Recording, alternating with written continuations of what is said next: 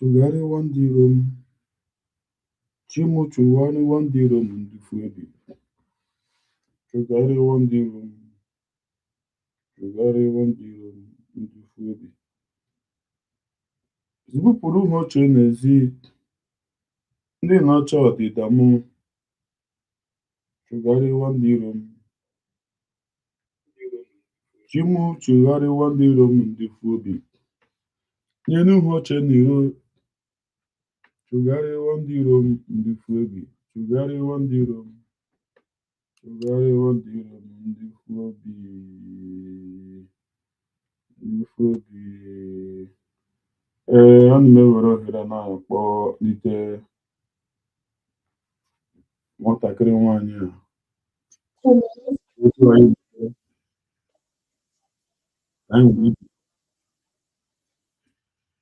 ka nwaanyị akpere anyị ekpere ka anyị were bido ihe anyị ka anyị na-eme n'ụtụtụ a ka ọ na-aga aga. Somebody can unmute themselves. Sorry. Go ahead. You can unmute yourself. Go ahead. Go ahead. Adandimbo. Eze bi n'eluigwe ọgọrọ a na-akpụ n'ala. Chukwu okike ya kpọgo. Eze bi n'eluigwe ụmụ ga-agbakọ nata. Nna m anyị na-eme ibe isi anyị na-eme ya ka anyị nọ na-eme. Onweghị ibe ọzọ anyị bụ n'obi awụ njem nwere onwe. Ya ka anyị na-eji jie. A wee na-asị gị ezi Chineke biko bịa ka ị nọnyere anyị. Chụọrọ anyị ka a lawa ajọ mmụọ ajọ mmadụ ọkachasị ndị nsabo. Ndị si na Biafra ya abịa. Ndị na-anụ ọgụ niile ebe a na-anụ ka ha wee fụdatị na Biafra ya abịa si Chukwu biko ọgụ ahụgụ nwa ya anụla anya. Gọzie anyị Chineke gọzie ụmụ ife gọzie ụmụ Biafra niile ebe ọnwụ na anyị niile anọ. Ezi Chineke ma ana m akpọkwa gị n'isi awalida Maazị Nnamdi Kanu Ọhamadike nọnyere m ihe gbaala m ya ume ụlọ dọkịta na-agwọ ya ọya Chineke biko ọkwago ka ịmụmụ onye ọzọ. Otu aka na-akpọkwa n'isi ọbata obie Makomili na biko ihe niile ugokọ n'aka anyị eme nke iji nwụrụ mmadụ ma agụnwa ya eme nke iji wu Chukwu na m ana m asị aka ọwụna ụdọ ọwụna ezumezu ọwụna osi n'enu osi na ọwụ ikwe ọwụ ibe ọwụ onye ọzọkwa nya wụrụ wụ ndị ji ọbata obi eji awalida Maazị Nnamdi Kanu asị m aka ha gbajie asị tinyela ha ọgbaghara ebe ọwụna ba nọ na tinyela ha ọgbaghara were ọgbaghara tinye n'etiti ya Chineke pịaba m ụtarị mee ka ọkụ gbuo ha na-arụ mee ka ezumezu ha niile ha saa kpọpụtara ya awalida Maazị Nnamdi Kanu n'ọbata obi ya na m otu aka si wee kwa awa COS wee tinye gị n'aka nna m ọkwago nwa wike yoo onye emekwe nke o ji wụrụ mmadụ n'ọkwago Chukwu na-eme nwa onye na-enye ike ajọ mmụọ ajọ mmadụ uke mmụọ uke mmadụ ebe ọsọkwa anya si onye ọsọkwa anya wụrụ ọsọkwa wụrụ m nwa na-eche echiche ọjọọ megide asụ Chineke megide onye ọbụla na-emegide COS ayo ise ọwụrụ m nwa na-emegide ya emegide m ise onye ọsọkwa ya wụrụ ebe ọsọkwa ma na-agba ije ọ na-agba n'elu ọ na-agba ya n'ala ọ na-agba n'okpuru ala ọ na-agba n'elu bed asụ Chukwu asụ megide ekwene ka ba binye nna m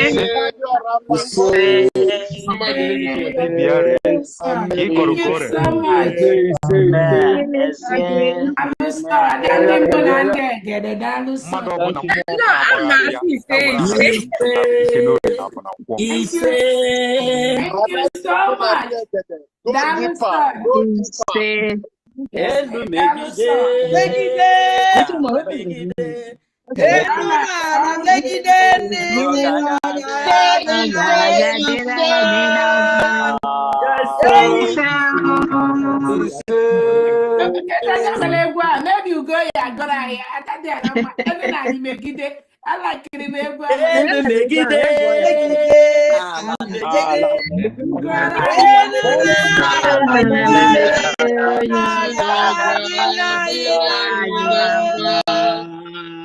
All right, thank you so much. Welcome, Biafrans. Thank you so much for that wonderful prayer. We thank God for this opportunity to thank our own Obatobie, His Excellency, the Prime Minister of the United States of Biafra. Anun Kankan.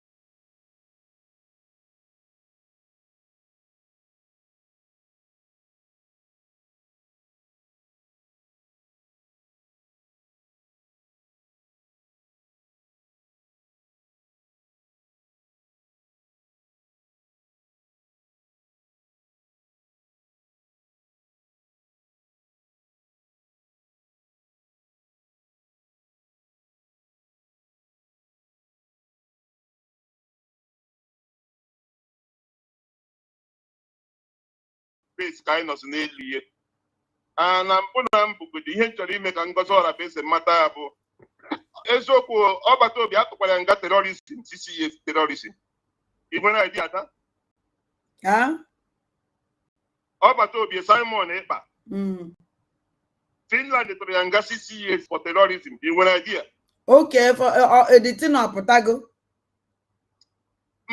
mba ihe na-ekwu ihe dị na news ka na eme na live okay because enwere ihe some people enwe idea ha just na-agba Finland tụrụ ya nga CCF for terrorism Ngozi Orabueze bụ chief of staff of Simon Ekpa bụ the chief of terrorism so Ngozi Orabueze nwere question to answer because ọma ihe mere ọbata eji were mee terrorism o so were support ọbata na terrorism o mere so ọ bụrụ ọmụnwa bụ lawyer Ngozi Orabueze nwere question to answer yes because mgbe niile ahụ Simon Ekpa dey terrorize ebe niile ahụ ọ dị eme terrorism ahụ Ngozi Orabueze so ya kee ihe o mere and onye nwa Ngozi Orabueze na-negotiate ihe that place maka chief of staff chief of staff to Simon Ekpa who the terrorist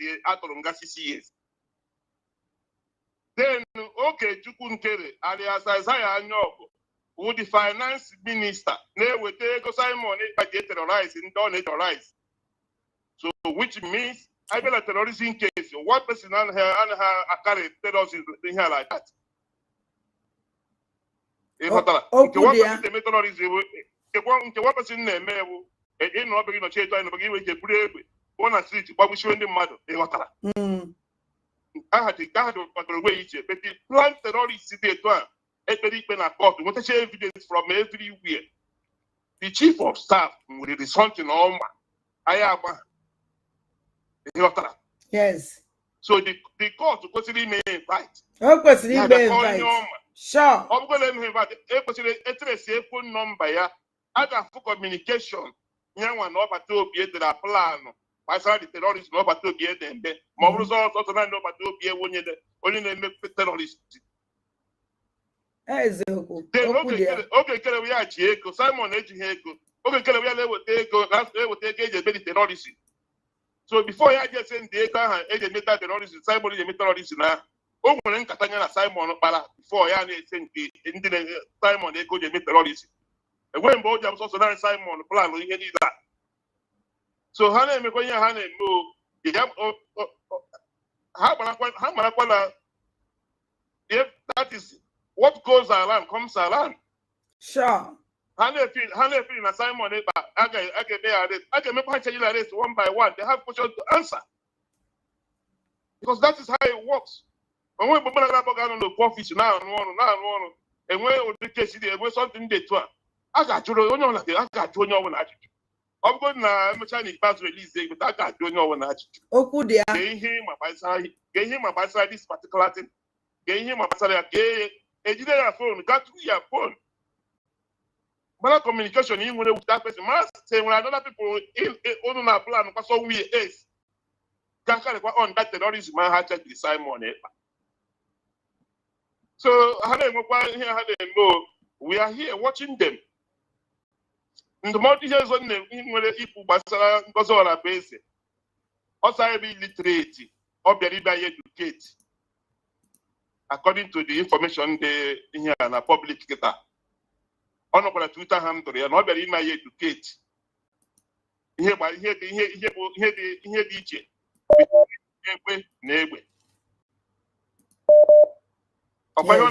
Yeah, I want to go. I believe that my education between Egbe and Egbe. Then we go 247. So they give operate my egg.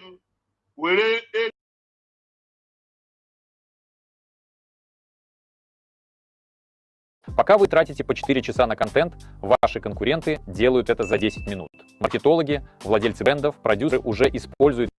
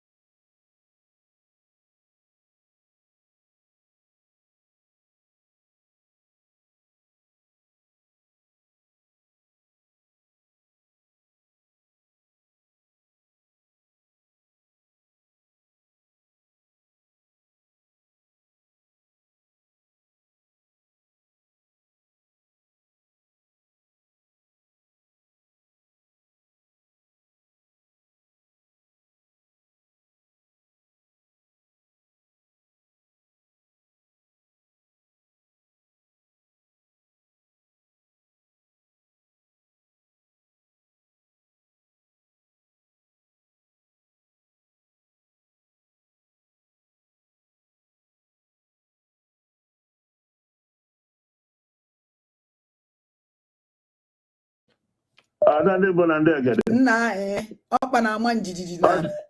Ọjụ ga na-awara. Hey, ọkpa na-ama njijiji n'ala. N'ọnwụ na Biafra sọkọmbụọ na nke a. Ọnwụ na Biafra mekịta sọkọmbụ, unu sọkọmbụọ. Achinyele m ụlọ aka elu. Mbụ na ndị egede. Adagenti. Ka ịma jụrụ gị ihe a, gwa dị early this morning ka onye sịrị ka m jụrụ gị ihe a. Gịsị mba na ịtọrọsụrụ ọdịnanwa nsị gị na ihe ji ekwukwe maka onye abụ na anya na afọ anya amaghị onye ọ bụ ịghọtara anya amaghị onye ọ bụ and my spirit na-agwa m ọdịnanwa ọ na-eklem onye abụ DSS agent ka onye abụghị onye Igbo ọdịnanwa abụghị onye Igbo onye na-ekekwe m tikere ya deto ya because o nweghị ike ime a full statement ọkwa onye nọ n'ala Igbo na-eklem ọ nọ n'ala Igbo o nweghị ike ime full statement wute asụsụ Igbo ị na-agọta ị na-watch program ya na-ege ntị so mana all this is ọbaghị uru ebe point m nwere ịjụ ya bụ Hana could this is their charter, the charter, 27 charter. Charter Hana go for Prime Minister. I won't my lawyer because he down here on a cocketa. Number one, we go on red flag he could face. Number one red flag when we go to when a government in your order. I'm going to fake government or original government. Naga we fundraising. I want to know when on it on a claim on it. Of course, he broadcast that fundraising that day. Okay, we go to number one mistake when we go to the first. Then number two mistake when we get on a medicine position. Over the message COAC send the area 2 messages.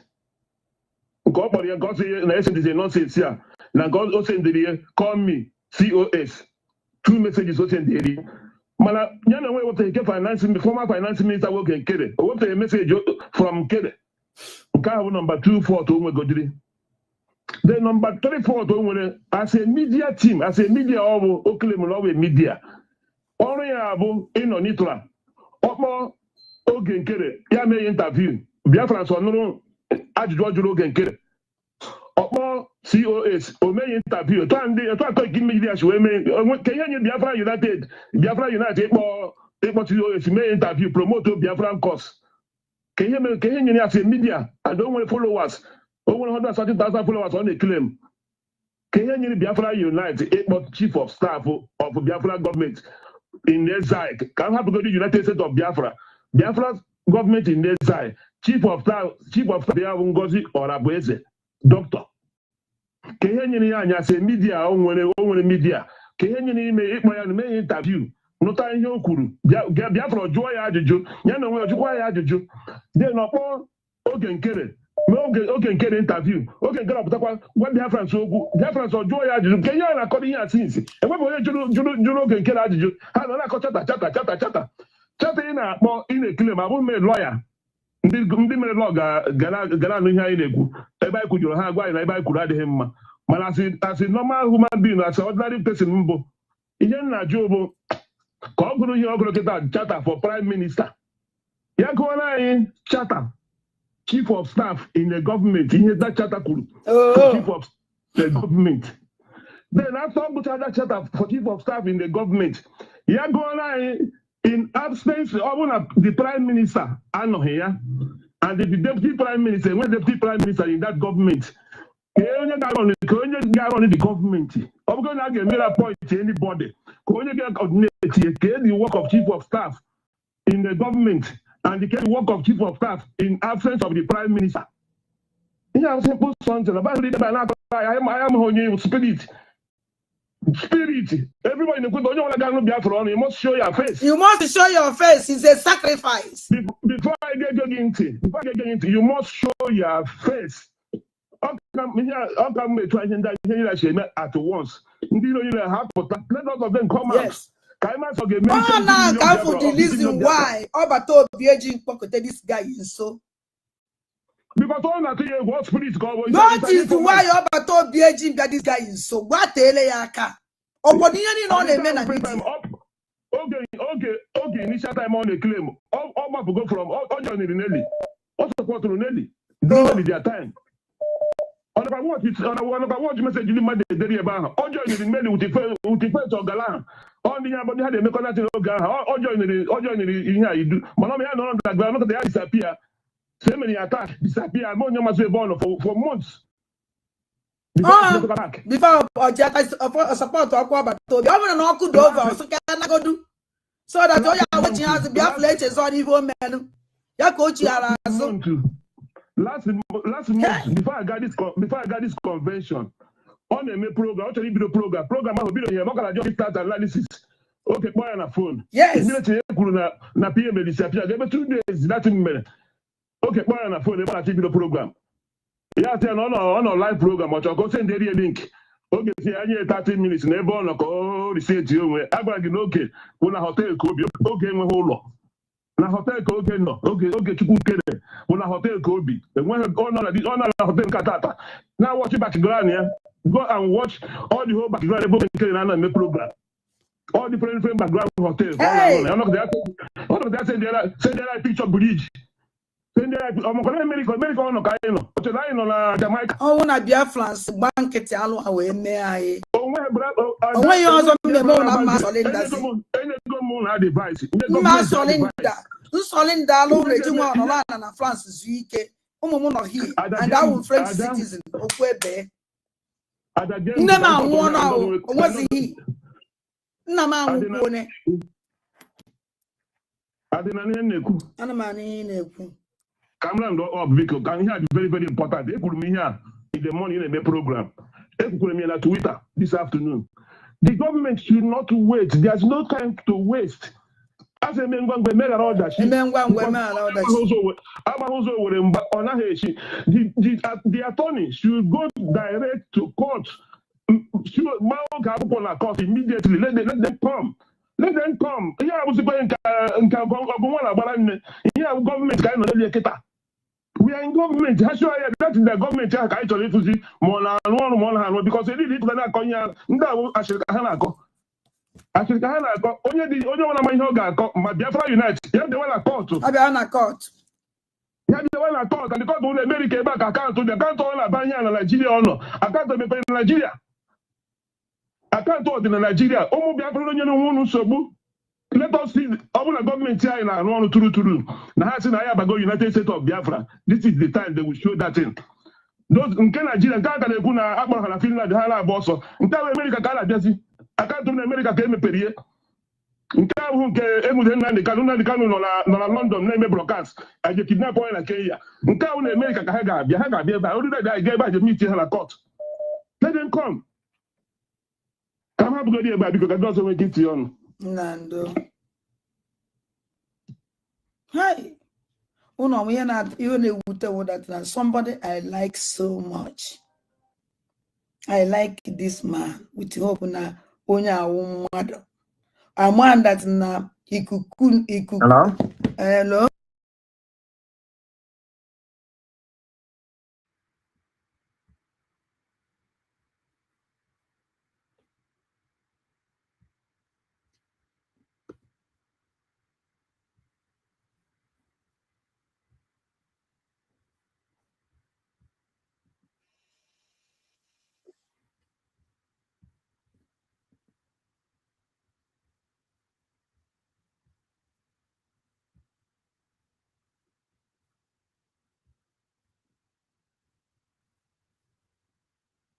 Yeah, hello, my brother, humble lion. Without the reggae, my brother, the Sinike, Colonel Major Sike. Oh, my God, why I put on show? Why Mary Checker.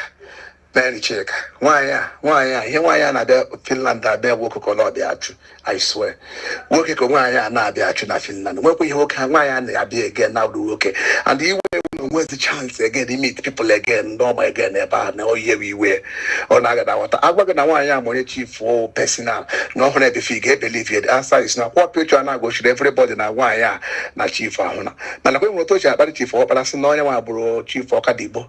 No one buria, one for that. People get believe 10 always look, but I'm not what I see. But I got them one now why I work out now. Even the first convention I got in Finland. Why I work as a great picture.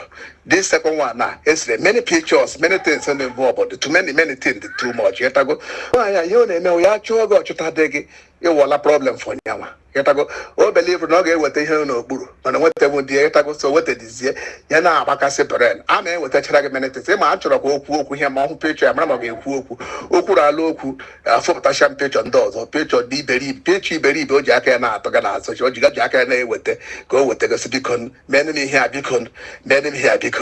Why, or not, believe me. Mbaka say, believe me. So I swear, man, why I hear now with you. If you committee, what come up? Why, where you would go, why you would be joke?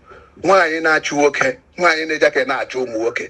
Why not you okay? Not okay, because damn it to menka, not like the muzzle again, not a muzzle, hey, Chineke, not a happy agreement to muzzle, I get a muzzle laka.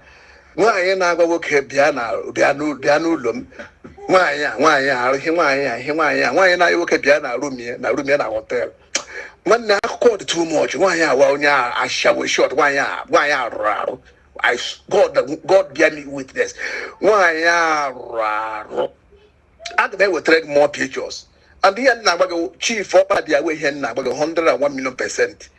Picture and the end all the way 100%. Why we don't trade my brother. Can you bring my attention? Okay, how to do more about to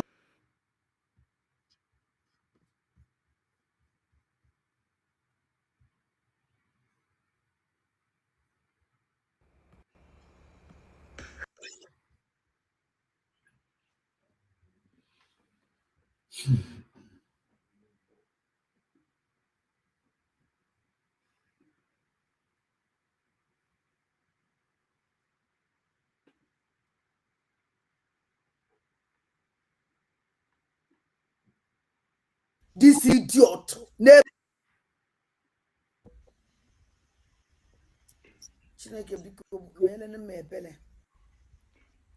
tired.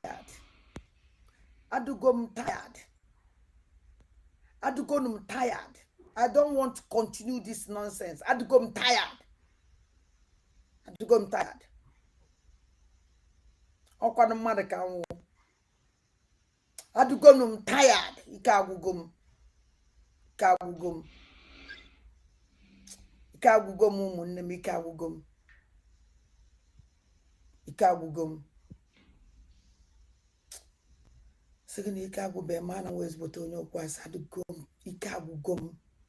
and ona sunu ike agụ na ma ọ na-ewe n'iwe onwe onye ya awa ọwụlụ onye so na ọ dị izi ya bịa kede bịa na-enya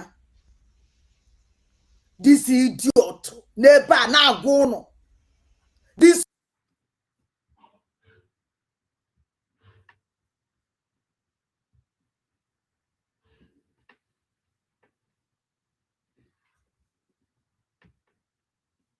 enwere ihe chọrọ igwu unu maka ihe mmụọ onye metere ihe mmụọ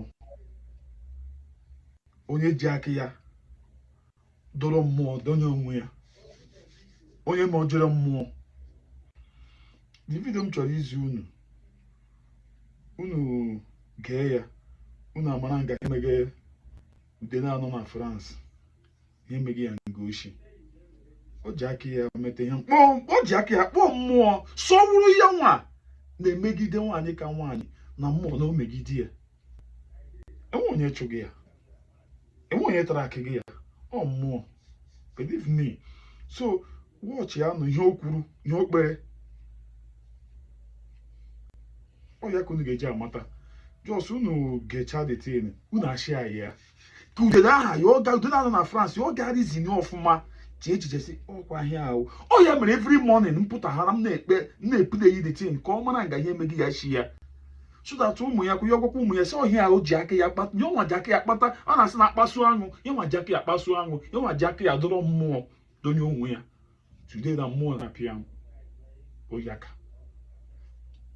gechaa na ya unu ashia ya so that ndị hụrụ ya n'anya si ya ụmụ ahịa ọ ga-eme o meghara ahịa aha mmụọ ahapụ ya enwe onye chụgị ya nobody tracking ha believe me o ji aka ya dọrọ mmụọ na-apịa oyaka na moto nke si welekwa wa COS wee tinye gị n'aka nna m ọkwago nwa wike yo onye emekwe nke o ji wụrụ mmadụ n'ọkwago Chukwu na-eme nwa onye na-enye ike ajọ mmụọ ajọ mmadụ uke mmụọ uke mmadụ ebe ọsọkwa anya si onye ọsọkwa anya wụrụ ọsọkwa wụrụ m nwa na-eche echiche ọjọọ megidie asụ Chineke megide onye ọbụla na-emegide COS ayo ise ọwụrụ m nwa na-emegide emegide m ise onye ọsọkwa ombewa ụmụnne m ọkụdova ọchịchị dị too much mụnwa na onwe m adịghị m sef hafchakwa na n'obodo a adịrọ m sef anything can happen at any time anything can happen at any time. The people I now fight or agents of darkness, they work with Nigeria, they eat with Nigeria, they do everything with Nigeria. They're following me, they're tracking me, they're everything in me. and Efro, and I just can make mistake. They're waiting for mistake. Just one mistake. And that mistake I'm why make because I come Dutcha.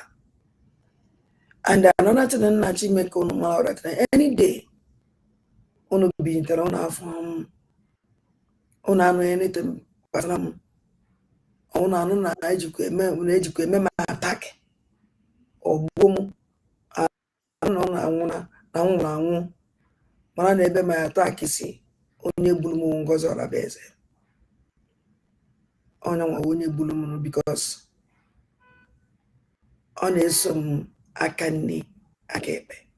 The agent is too much. Onwe ụzọ fesiro by spiritually, physic, everything. Mana by spiritually fire nweta. Enwere ihe m chọrọ.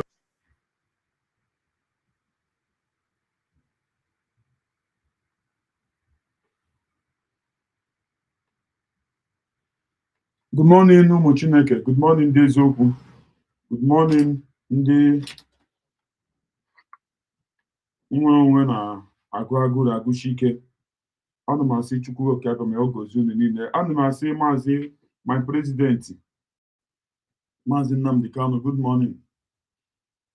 Ọbata Obie, my prime minister, good morning.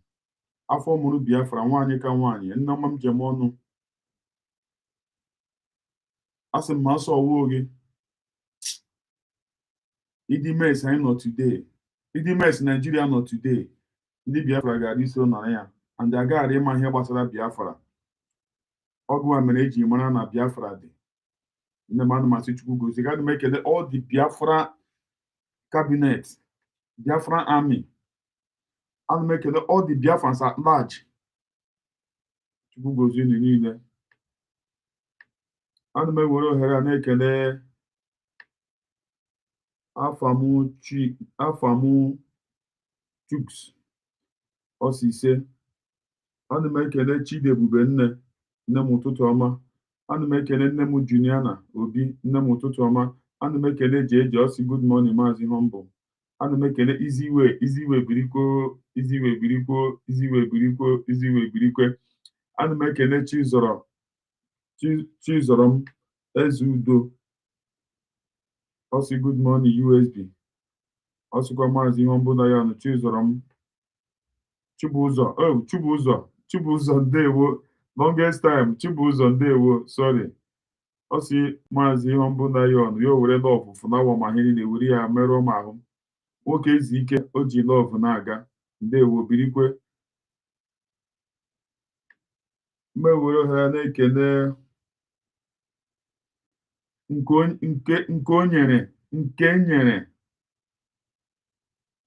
o nyere Kochus ụtụtụ ọma. Ma na-ekele nne Magreti Jagwa, nne m ndewo ụtụtụ ọma nne Ezinne ụtụtụ ọma, Chukwu gozie unu. Ụmụnne m enwere ihe m jiri bịa. Unu rizinie ahụ onye ga-asị na ọ nọghị na soshal midia, ahụ onye na-afụga ha ịdị mes Nigeria nọ today.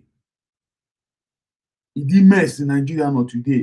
Gị bibe cheke si ma sị Chineke na-emere anyị ebere were nwaanyị ka nwaanyị zaa anyị ekpere, gịnị ka anyị gara ime today? Anyị gara ịnọ ịdị mes ya nọ today. Believe me. Bụ Chineke nna onye pụrụ m ihe niile, onye saịnị na Biafra abịago. O mere ihe ọjọọ anyị possible. The mess in Nigeria nọ today now. Anyị nwa nọzi na-achị ha ọchị. And again, enwere ihe ọzọ. Enwere onye adaiz ama m ka m ga-esi ekwu ya ekwu. Chinyere ndewo ụtụtụ ọma, Chukwu gozie gị. Ama m ka m ga-esi ekwu ya ekwu, but ọwụ ka m play the voice, then from the voice ka m ga-ebido kwuwa okwu. This person a na-agwa gị the kind love ndị Biafra nwere n'ebe ọ nọ today stand. Ofu nwokorobịa ewere ya gụọ egwu. Gụọ ezigbo egwu. Fine na this person na ọ bụ mmadụ Omana, this person, no one man. Just no, chere company ye ya kununu. Before man go on him jiri. Company ye ya kununu. Right, good evening. Good evening. Good evening, fellow Biafrans. Hope I'm coming out clear, right? All right. Good evening, our Prime Minister, His Excellency Honorable Chunkere, and good evening, my Minister of Information and Communication, Honorable Sonia Korawa, and fellow Biafrans, all of you, all reps, continental reps, and all country administrators in Biafran federal government, all state administrators, and all office holders in the Biafran Central Executive Council. And I greet all Biafran Defense Forces, wherever they are listening from. My name is Success, the joint chief of the Biafran Defense Forces, chairman. And I also want to... If you know because of all you know, or working him Madunia, or Yamroji Nariaho, Equapota Nunia. Oka Hana Kita. All would hear Madunia, that is all would hear Asana the poor here. Opo Hanoga, chief second this that immediately up because of what you choose to. A fair people, a shameless people, who go to Tagariano because of over the hell war to the no mamma working young. Over here, immediately, Oga just not really easy. And I also want to encourage all of you to continue doing whatever you know best to do to defend our motherland. And our commanders are intact. Our general is intact. He is very healthy and healthy. And he wishes to say hello to you tonight. That is one of the biggest news I will bring to you. That on the line, Triple General Igwe Butuzo is on the line. So please, can you hear him as he speaks? General, wow. Please, Ndewo.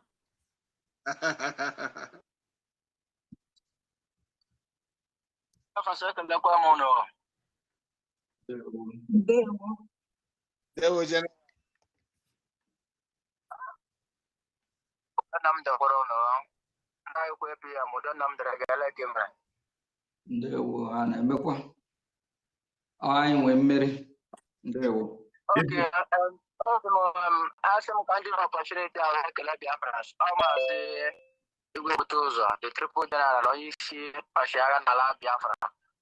So ụmụnne m Biafrans asị m ka ndị opportunity ahụ ekele okwu ọnụ na mle na-agba na nchekwa ndị na-echekwara na contribution na-enwe na anyị na-adị ndụ wee na-emekwa nke afọrọ anya. Asị m ebe ọbụla onye si na-eweta na support mmaji kwuru maji asị ekele aka gwụrụ abacha onwe ike ịgwọ ọzọ ekelekwara m ụnụ kama asị ka a na-eti ite aka so that ihe a na-eme nwere ike ịdị n'ezuru anyị a na-eme anyị nwe ọtụtụ enwekwara m ọtụtụ kama ya nsogbu ihe gaba n'anya and ihe gara aga dịka PM shura ihe okwuru na o kenere ha na nke ha na-eweta na onye na-enye ya owelitetụ aka unu jos n'ọdụ onye a na onye kpọrọ onwe ya triple general nwoke obi a were voice ya gụọrọ onye egwu ezigbo egwu wụdaizi egwu na-emetụ n'arụ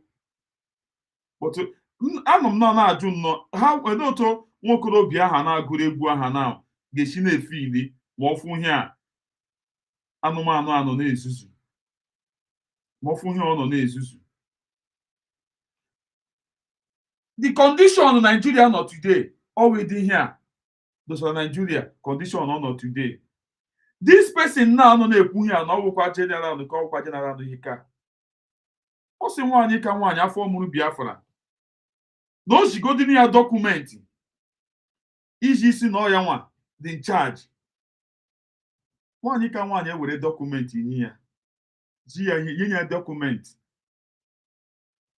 amanụ ma mebi ofiri na ọ dị smart o igi wee dị dọkụmentị nye oge ikere ha ga-echenjie ya ọgịnị enwe m ike ịkọwa the smartness ndị a na-eyiri ọgịnị but ịma ndị na ihe mmadụ na-amaghị karịrị ya ọma nọ fotokopi ka e nyere ya jụọnụ m dọkụmentị oge ekere e nyere ya o ji bịa na-akpọ gị APM o ji bịa na ezuzu ihe ọ na-ezuzu ndị m ji mata na this person na-awụ anụmanụ mgbe ọ nọkọtara ordinary finance minister onye na-ejije ego ịfụna ihe niile o kwuru ihe a na problem akwawa ego na ha welite aka na nke ha na-enye na ha ma ọ ma na ha na-agbalị na bụtụ ha welite aka ọ ka iwee fụ a sị o ji ego bide ọ ya mere o ji lee kọndishọn ọ nọ today onye Biafrans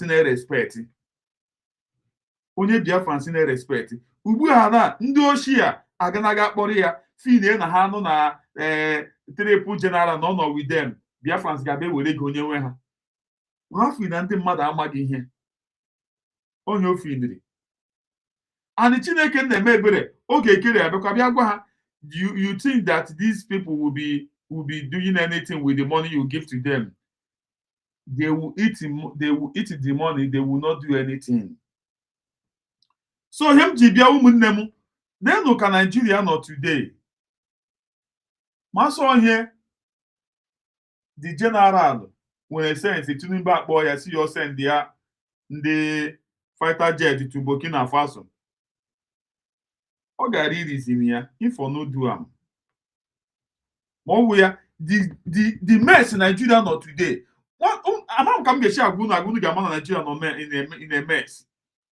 The mess Nigeria nọ today that triple general ha aka ya na ya ọ wụ ịdị nonsense a ka ịdị ọta kwuru okwu na chọrọ ibi itige United States of Biafra. A useless man ọ jụrụ dọkụmentị nwaanyị ka nwaanyị were dọkụmentị nye ya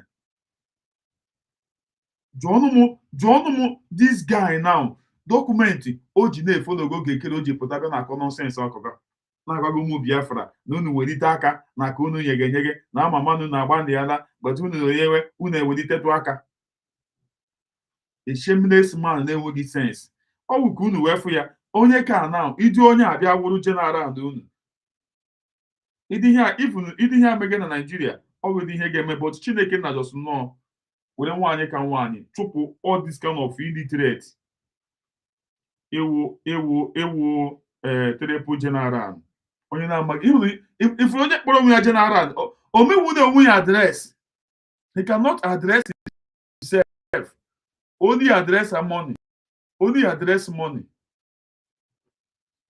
only address jụọ ya na asị ya ebe dọkụmentị oge ekere ji na-agaga ihe ọnụ na-agaga he cannot say it to show you how useless or the also triple general geni ya ntị problem ya contribution ada dị ọra mma dịgachi na fallback o bute ụzọ gị nọzi wit ndị fallback so that nke ị ga na-ahụ ego ị ga na-enye Ogechukwu nwa gị ọnọgụti nke ị ga na-ahụ ego ị ga na-ese ndị Ogechukwu ịma once ndị mmadụ nụrụ na ị ga-ebute ụzọ na ndị igwebutu na ha ga-abịa were enyewe ego unu amaghị ihe unu firi ndị Biafra amaghị ihe a triple general onye kpọrọ onwe ya general pụtara nnọọ an ordinary ex-finance minister achụfuru because of omegha ọfụma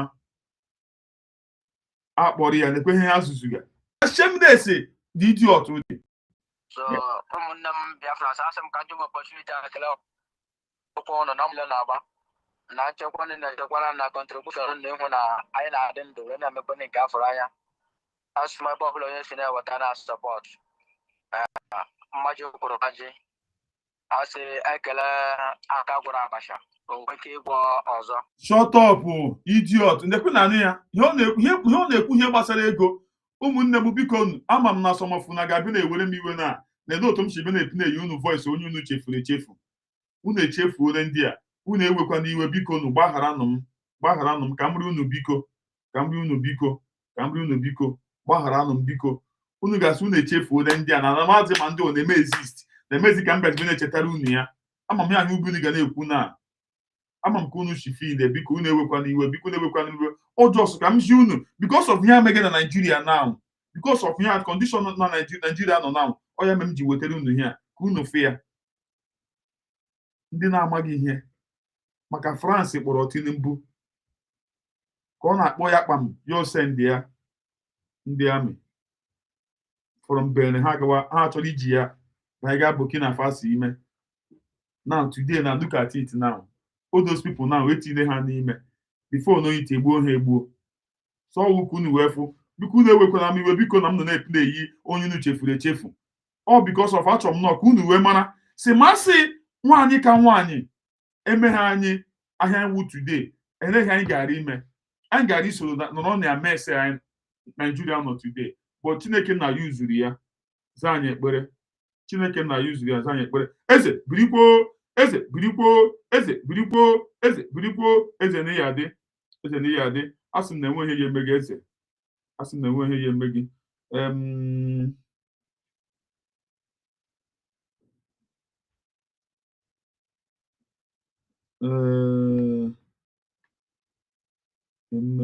Ejem Christopher ndewo official Alhaji ndewo ụtụtụ ọma CJ ụtụtụ ọma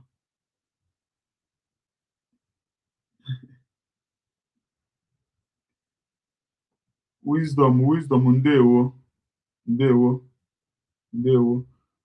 please maazi because of the sense people can fall back again. Please don't play it. And I fall back again. Ndị na-fall back again nne. Ndị na-fall back again. Enwe ọ dị ka enwe ihe butu ụzọ ga-emenwuni. Butu ụzọ mee anything na ndị Amnesty International na Amnesty abịa eburu ya na achọwa ya ebe ọ nọ na. Butu ụzọ a ga-emenwuni anything again. Because butu ụzọ anana n'ego. Ezigbo ego ka o bubara. So just nnọọ were change ya ndị anyị gị ya na were ya na-recharge kaadị ya na-eme ihe a. He cannot do anything. Ịbịa sị ọ na-emekwa ha ga na art ịdịnya ha art again. No, he cannot. Enweghị ọ ya eme once o mere ya kpam. Because orie na Amnesty. Ya gị watch ya na force ka force ya pụta ihe a na. Force ka force ya pụta. So orie na Amnesty enweghị ọ ga-emenwuni. He can't do anything. So ọwa ofesi ka ọ bịa na-eri mugu ka ọ bịa na-eri ndị a. And oge kere ha jikwa na na-erikwe ndị mmadụ mugu. Ha fi na mebi ha nụ ha na ya na ndị mmadụ agbara bịawa ga-enyewe ha ego. Because of their sense of reason. Because of sense of the reason ha nwere. This is not Botuzo because Botuzo is dead.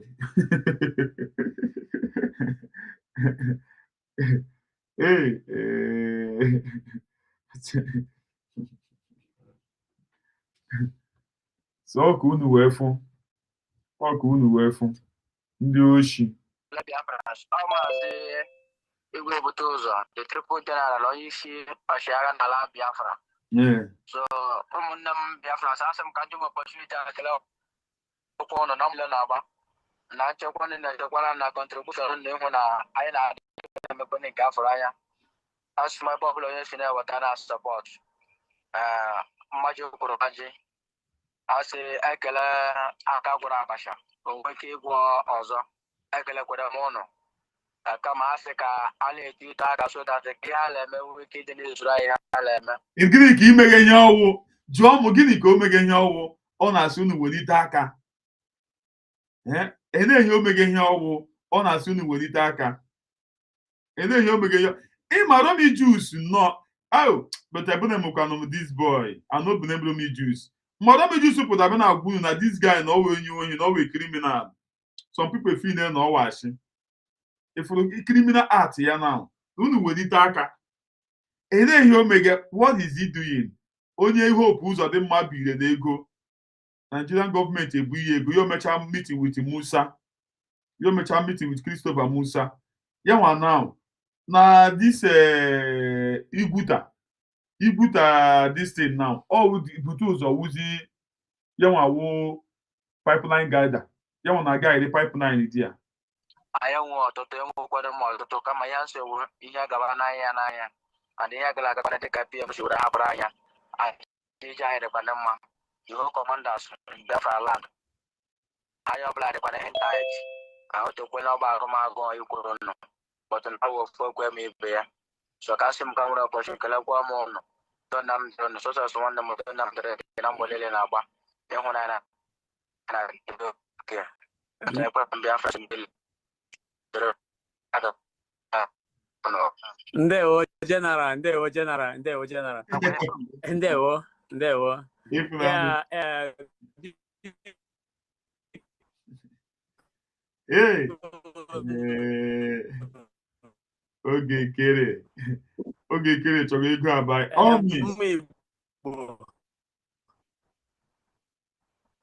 Oge kere wherever you are. This is the voice of our Triple General, CDS, Chief of Defense Staff of the Biafran Defense Forces, both land, air, and sea. So he covers everything. So this is his voice. And he's encouraging every one of you to triple whatever. He's a Triple General. He's not a double. Come on, force is in the mother force. Now this is his voice. And when that on our voice here, and when that on our voice here, did anybody doubted that it's not his voice? And when that on our voice here, when Ojina shadow, this is his voice. Nobody doubted him. But Omega expire. Auto Nigeria should remain expire. Omega expire. A useless man. You're going one, see ya. Because them click on the like button. Those your document. Go see no one in charge. One year with a document in here. Jomu document o get you can send in an idiot. O genius go get it. Or would it know a day here just go get it. Ordinary finance minister. Oh yeah, Kiji matter how criminality these people do. Ndoshi. He's telling all of you to triple whatever effort. So this is a language spoken in a. The only problem how when we go that you should triple what you are giving. Auto what triple general get triple kwari ego nyegia. Get triple kwari ego nyegia. Chile ka mecha meju no ge kere gwadu no su na echekwa na ndị a ga eme anything because oge kere mama na ha riele amnesty. As we check out. General. General alafuele. All are here. Thank you very much for your sacrifice. All you're doing for Biafran people. You should stop playing it. Okay. Ụmụnne m simply kwere na ha chefuo onye iberibe a. Ha chefuo onye iberibe nwụrụ anwụ. Idiot. A non-entity.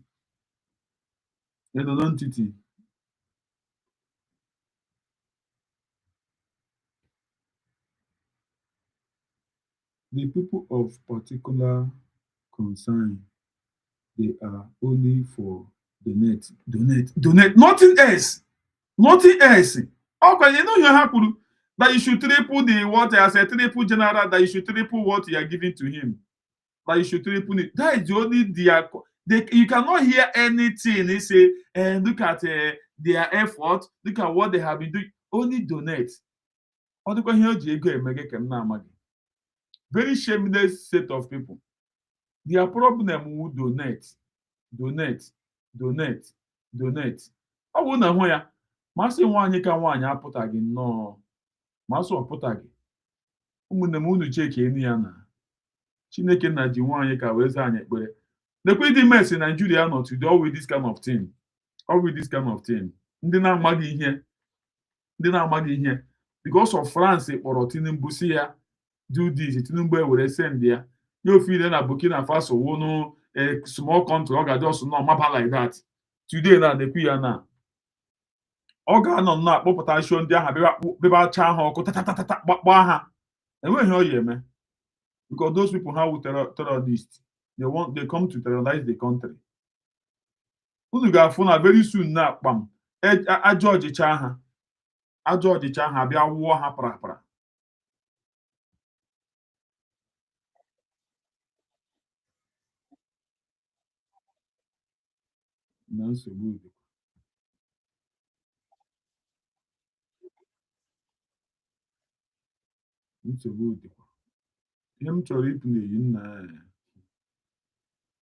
YouTube, adịkwara m unu surprise you.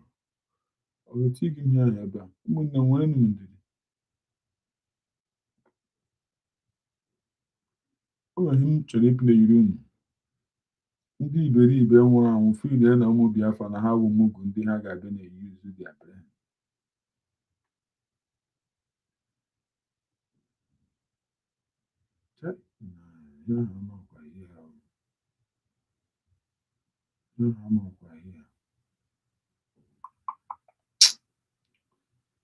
Oh, Chineke. Even get your way on S now. Nigeria no mess today, very big mess. Very big mess. You know, for natural resources and tell us that the highest you are looking at Burkina Faso is no longer a Sahelian project. It is now an African project because Africans have had enough. Africans are tired. You cannot keep taking our natural resources and tell us that the highest royalty paid to any nation in Africa on the natural resources is 5%. $5 5% royalty. How did I know? The former president of Gambia, Yahya Jammeh, was kicked out of office by the West because he said, I am not taking 5% royalty on the natural resources that are in the land of my fathers. They say, why? He said, how can you give me 5% royalty? Are we not supposed to have an agreement on how this is done? Are you not supposed to come back?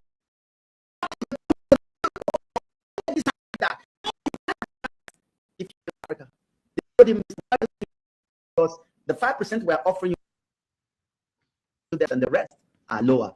So Garland, we have less, which is why the president, the wife of the president of Sierra Leone, sitting president, was complaining. The video went viral, and she was saying to everyone that listen, we 0.0001% royalty on the gold. You know, Sierra Leone is a gold coast. It's a gold coast, but if you visit Sierra Leone today, it's like a pardon my language. Sierra Leone is a shadow. You can't even find where to. I swear. So messed up, so devastated economically. I swear, ụmụnne igwe unu eziokwu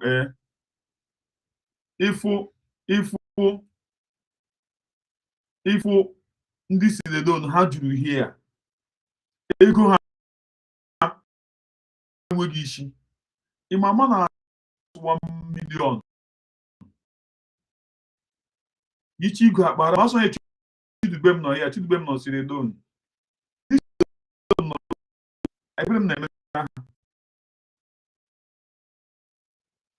Ha nweta ego obodo ọ dịghị aka dị ha sị ego amụba Sierra Leone tiri eti ka a na-asị ego ndị Malawi dịtụ mma na ego Sierra Leone ụtọ wụ ego obodo kọntrị Chineke na ji gold chọọ mma ndị akwa ndị ji ha n'ọrụ ndị ji ha n'ọrụ Chineke na-ewere Ibrahim Traore sevuo Burkina Faso Owura na useless man, an old man, an old fool.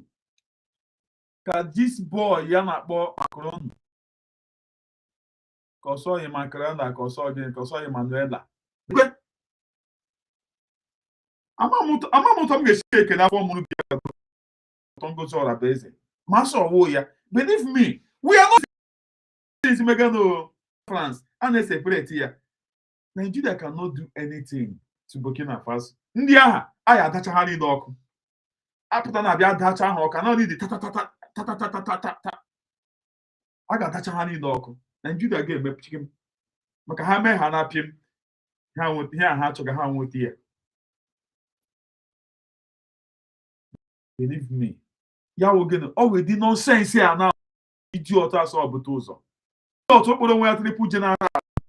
Nwanyị tara afụfụ dikira ya Biafra. Yo hụkwa na oge eke ha bekere abịa si stop buta ụzọ a ụmụnne m ifu ihe gbasara buta ụzọ a ana idiot kpọrọ triple general ya ọnọ an ordinary finance minister onye na-ejide ndị mmadụ ego ya na ọ dị ọbata obi ahụ na onye a dị loya na ijiji ego na ọ ga-eri ya n'ụlọ onye that always criminal ọ ya because of ịhụnanya ebute ụzọ na-ezuzuge daga anyị agụrụ ya egwu a egwu ebute ụzọ m degwu na-eche igbo bịago the boy hụcha ihe a disi ji otu izuzuge today ọ ga-asị nnọọ ka wụ the worst mistake o mere iji anụmanụ a were gụwa egwu iji anụmanụ a atadịna mmụ na-ejizi bute ọ na-akpọzi egwu ahụ atadịna mmanụ a na-akpọzi egwu ahụ ọ na-esi today na mkwuri ya na ya pụta na ya ọkpọọ ya Adadama cannot play that thing because you know ihe gbasara Butuzo. If Butuzo mere sef Ogechukwu nwe ya now. Ogechukwu nwe ya na nozi na Lagos Sama conductor. Ọ nwa were nyefe n'aka nyefe Butuzo. Butuzo ewere amaghị ihe ya nnọọ. Ọsị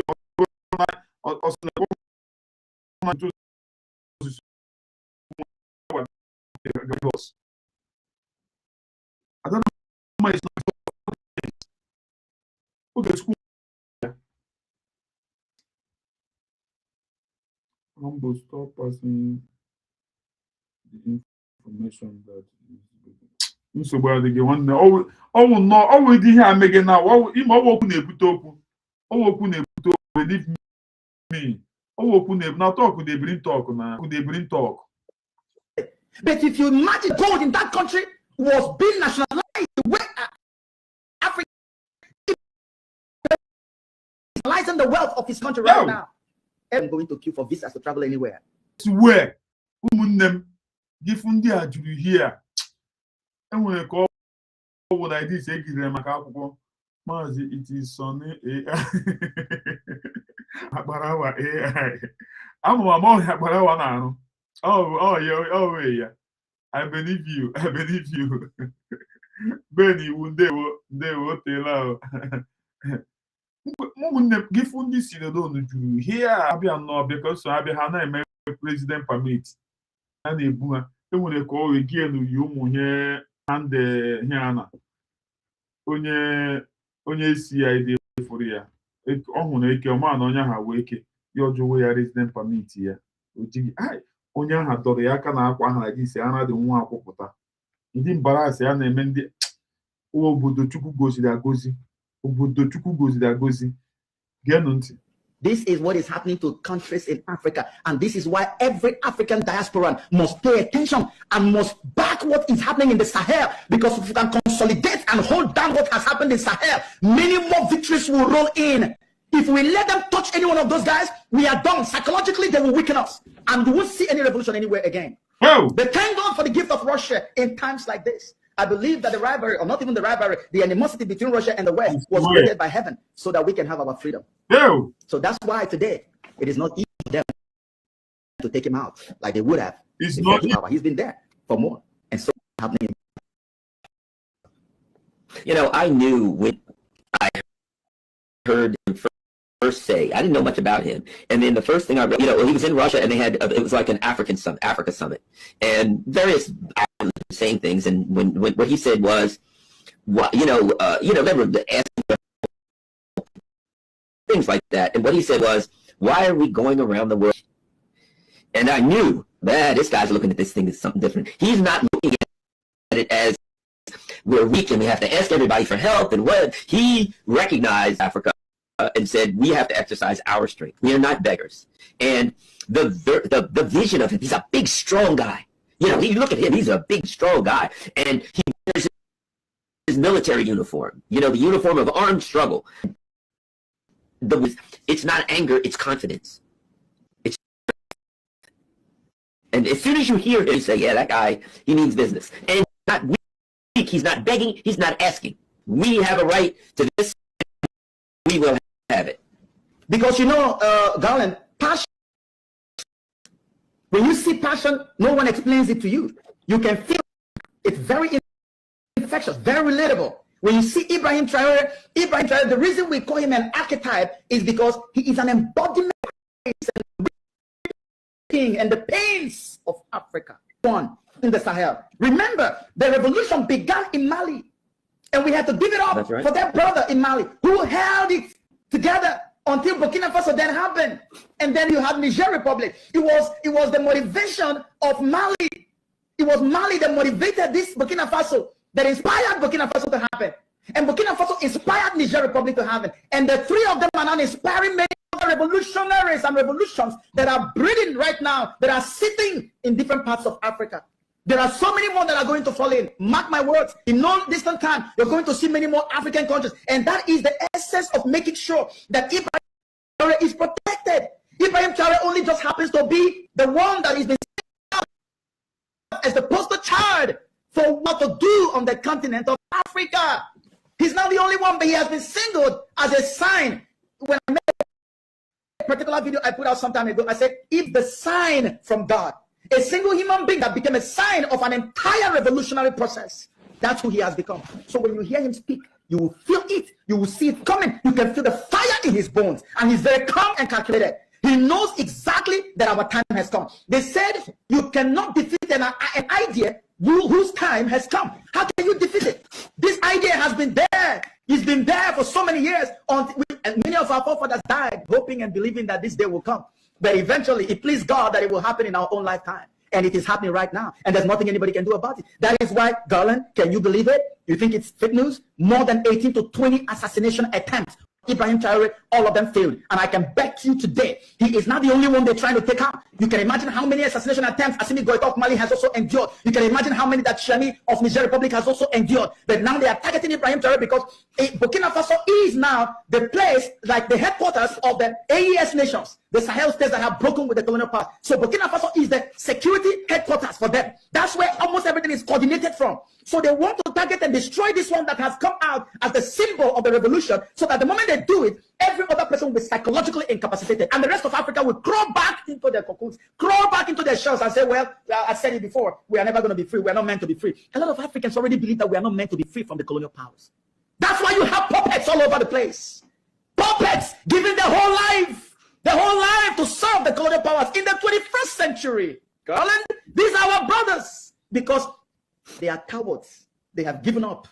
They no longer believe that miracles are possible to happen on the continent. They gave up hope. That's why. So the colonials used them. Look at Cameroon. Look at so many parts of Africa. Leaders, so-called leaders in power for generations. And France is so happy. And yet General Michael Langley is coming to tell us that the problem of the world is Ibrahim Traore that just came to power in 2022. But you have the guy in Cameroon and in different other parts of Africa who have done decades in power, nothing but tyranny on their people. And then allowing France and colonials to steal all the money and take them away. That's all they've done. Nobody cares about the people who are dying and languishing in poverty. But the one man who has come out with his brothers in the Sahel region to say, enough is enough. Africa belongs to Africans. We don't want to exist alone as Africans. We want to do business. We want to be partners with every other person, but it has to be a win-win. You cannot make it a win-lose in favor of the colonials on something that belongs to me. No, enough is enough. No, umunnem, okunu wefu. Believe me, and make a laugh. Oh, Asatina, Otutoma,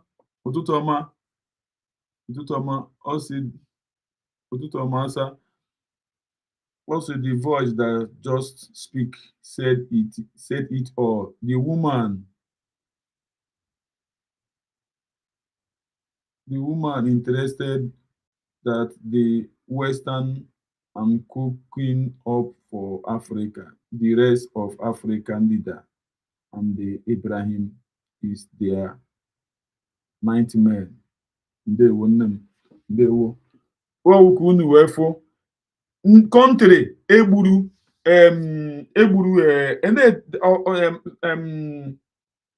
general that man egburu na north akwa general imama na ndị amị agaghị aga ele obodo ahụ ga-ewere katapila rizie ya, but na ihe mere na Delta steeti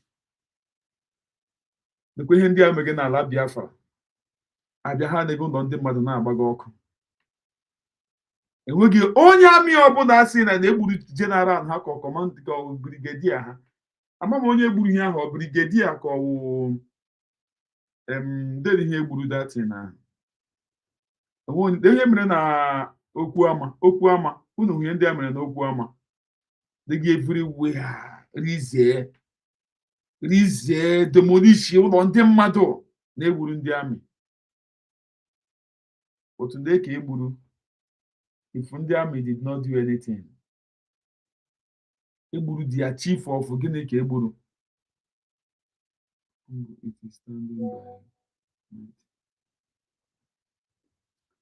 enweghị ka ịpụtara anụ si ka eme anything but ọ bụrụ na ala Biafra gị hụ ihe ha na-eme the zoo military degiri dia respect no wụọ ya n'ala pụrụ wụọ ya n'ala wụọ respect ha n'ala because of gịnị bad government because of their bad government. Nne m esta ndewo nne m Chineke nna goziere m Dr. Ngozi Orabueze n'ụtụtụ n'ehihie because masị ọwụ ya amaghị m nga anyị gara ya amaghị anyị gara ime today believe me ama m ka m ga-esi agwa unu ya masị ọwụ ya amaghị anyị gara ime today amaghị anyị gara ime today ụmụnne m asị m ezi unu something ntụkwasị obi n'olileanya na our president na France a n'ihe mee ọ gaa to a level unimaginable and etu a ka ọ ya adụ nwanne m daalụ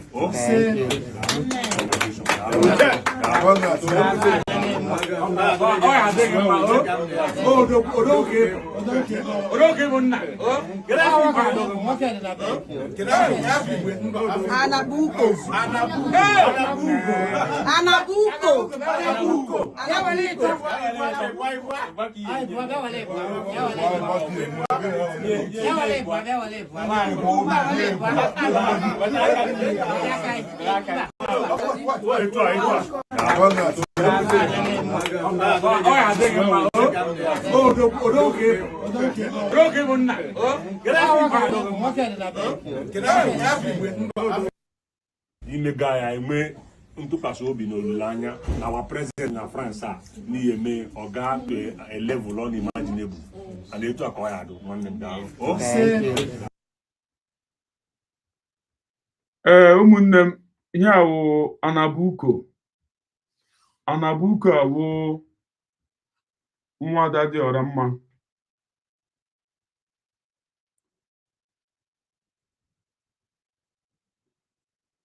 Akobizi do you treat no afụbeghị m the tin nne m afụbeghị m ya sef afụbeghị m the tin achọla m na platform ya afụ m the tin nne ya ma iji ya gị sendere m ya nnọọ ya ma iji ya gị sendere m ya afụbeghị m ya biko afụbeghị m ya etritibe m ya nna ihe gbasara ugo onye iberibe nne ifụkwa kọndishọn ugo ifụka ugo dịzi mmiri anya ihe awụ Anabuko wụ nwada dị ọra mma Anabuko a na which language dị ihe ụmụnne m enye language dị ihe a Anabuko geenụ ntị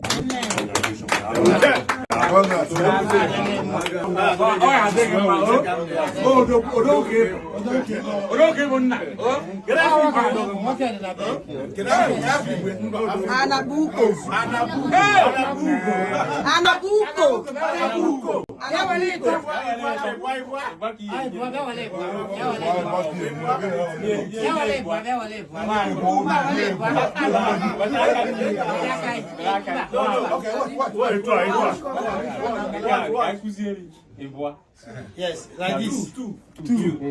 Like this. 1, 2, 3.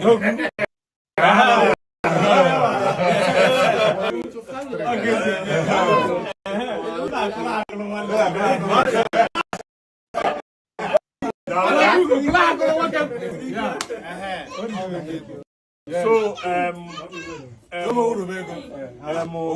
don't menu na ihe anyị na-eme nwere isi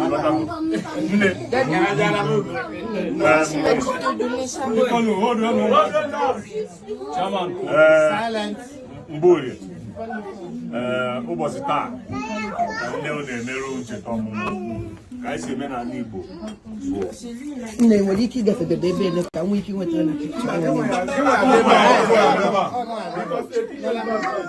maka achọrọ m inweta chairman anyị ebe ọ na-agba ya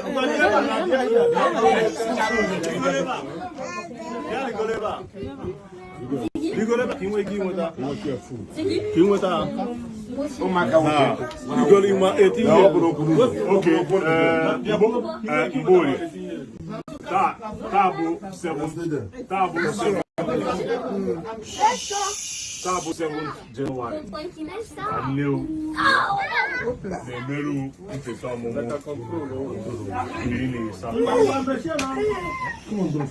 Really, can I see Omena Nibo? I'm on an Indian. Okay. Can I see Omena Nibo? Then we are here second dot here. Here second dot here. Here second dot here.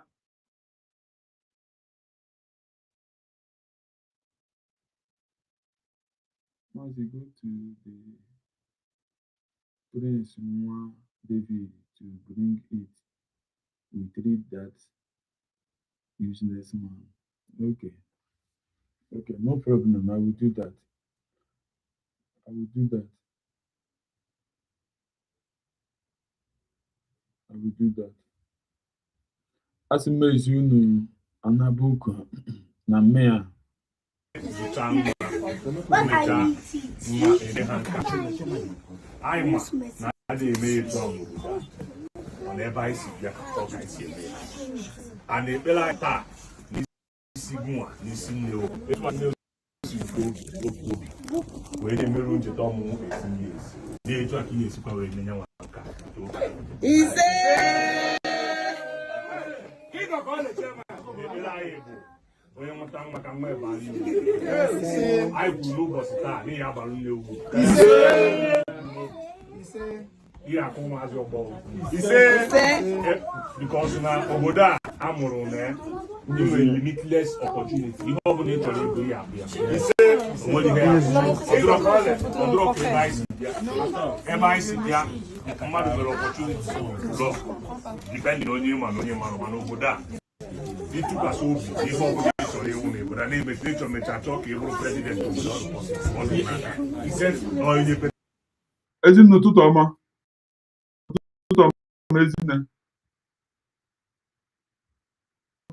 As in the Brico,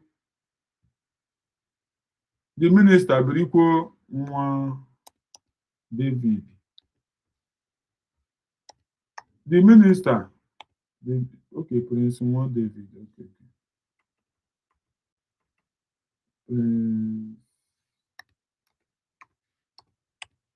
Moi David, okay.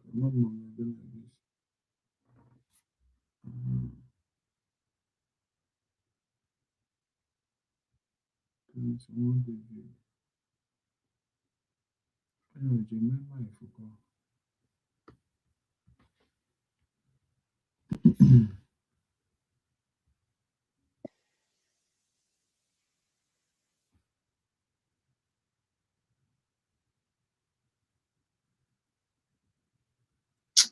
No, Tony has a program here. I don't like it. Maazị Hapụrụ ndewo Bọlachi. Anyị anụmanụ ndewo. Anyere m gị mic sense. Anọ m na road, ajọsịrị m paaki ya by the side na ka m nwee ike za gị. Akwa ịpakiri ọfụma. Nsogbu anụhụ. Okay. Ị na-ajụ ka aha ebe aha Anabuku si. Awụhụ Sudan ya wụrụ French. Anabuku. Anabuku.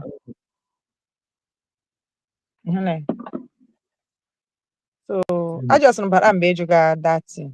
Then no mgbe one of the persons onye ahụ kwuga ihe ahụ ọ dịkwa ka onye Igbo anyị ọ dị pastọ kwe kwuga maka Ibrahim Traore. Okay, yeah. Mba wụ pastor. That guy wụ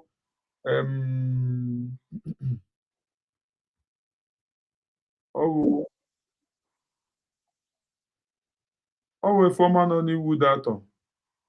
I was an influencer now. Okay. O nwere mgbe o kwudukwara ihe gbasara Maazị Nnamdi Kanu, I think. Yes. Ọ ya nwa? Okay. Well, spoke well. Ịmana ada onye Igbo anya kwe. Oh, onye Enugu. Onye Enugu. Ama m olu ahụ. Ahụ m ihe beta ama m olu ya. So we thank God for being God and ụmụ Biafra, good morning. Ndewo na onye ọbụla. Chineke mege ihe otu o siri chọọ na. Right from 29th of November 2024. Ka Chineke ije. But all the unfortunate na ndị a na-agbara ọgụ. Few, nkwa majority, few. And those few, more unfortunate na ha so na ndị nọ n'ihu chee na anyị chee na ha ma ihe ha na-eme. Anyị ama na enwe ihe ha amaghụ the race ha bịara ịgba.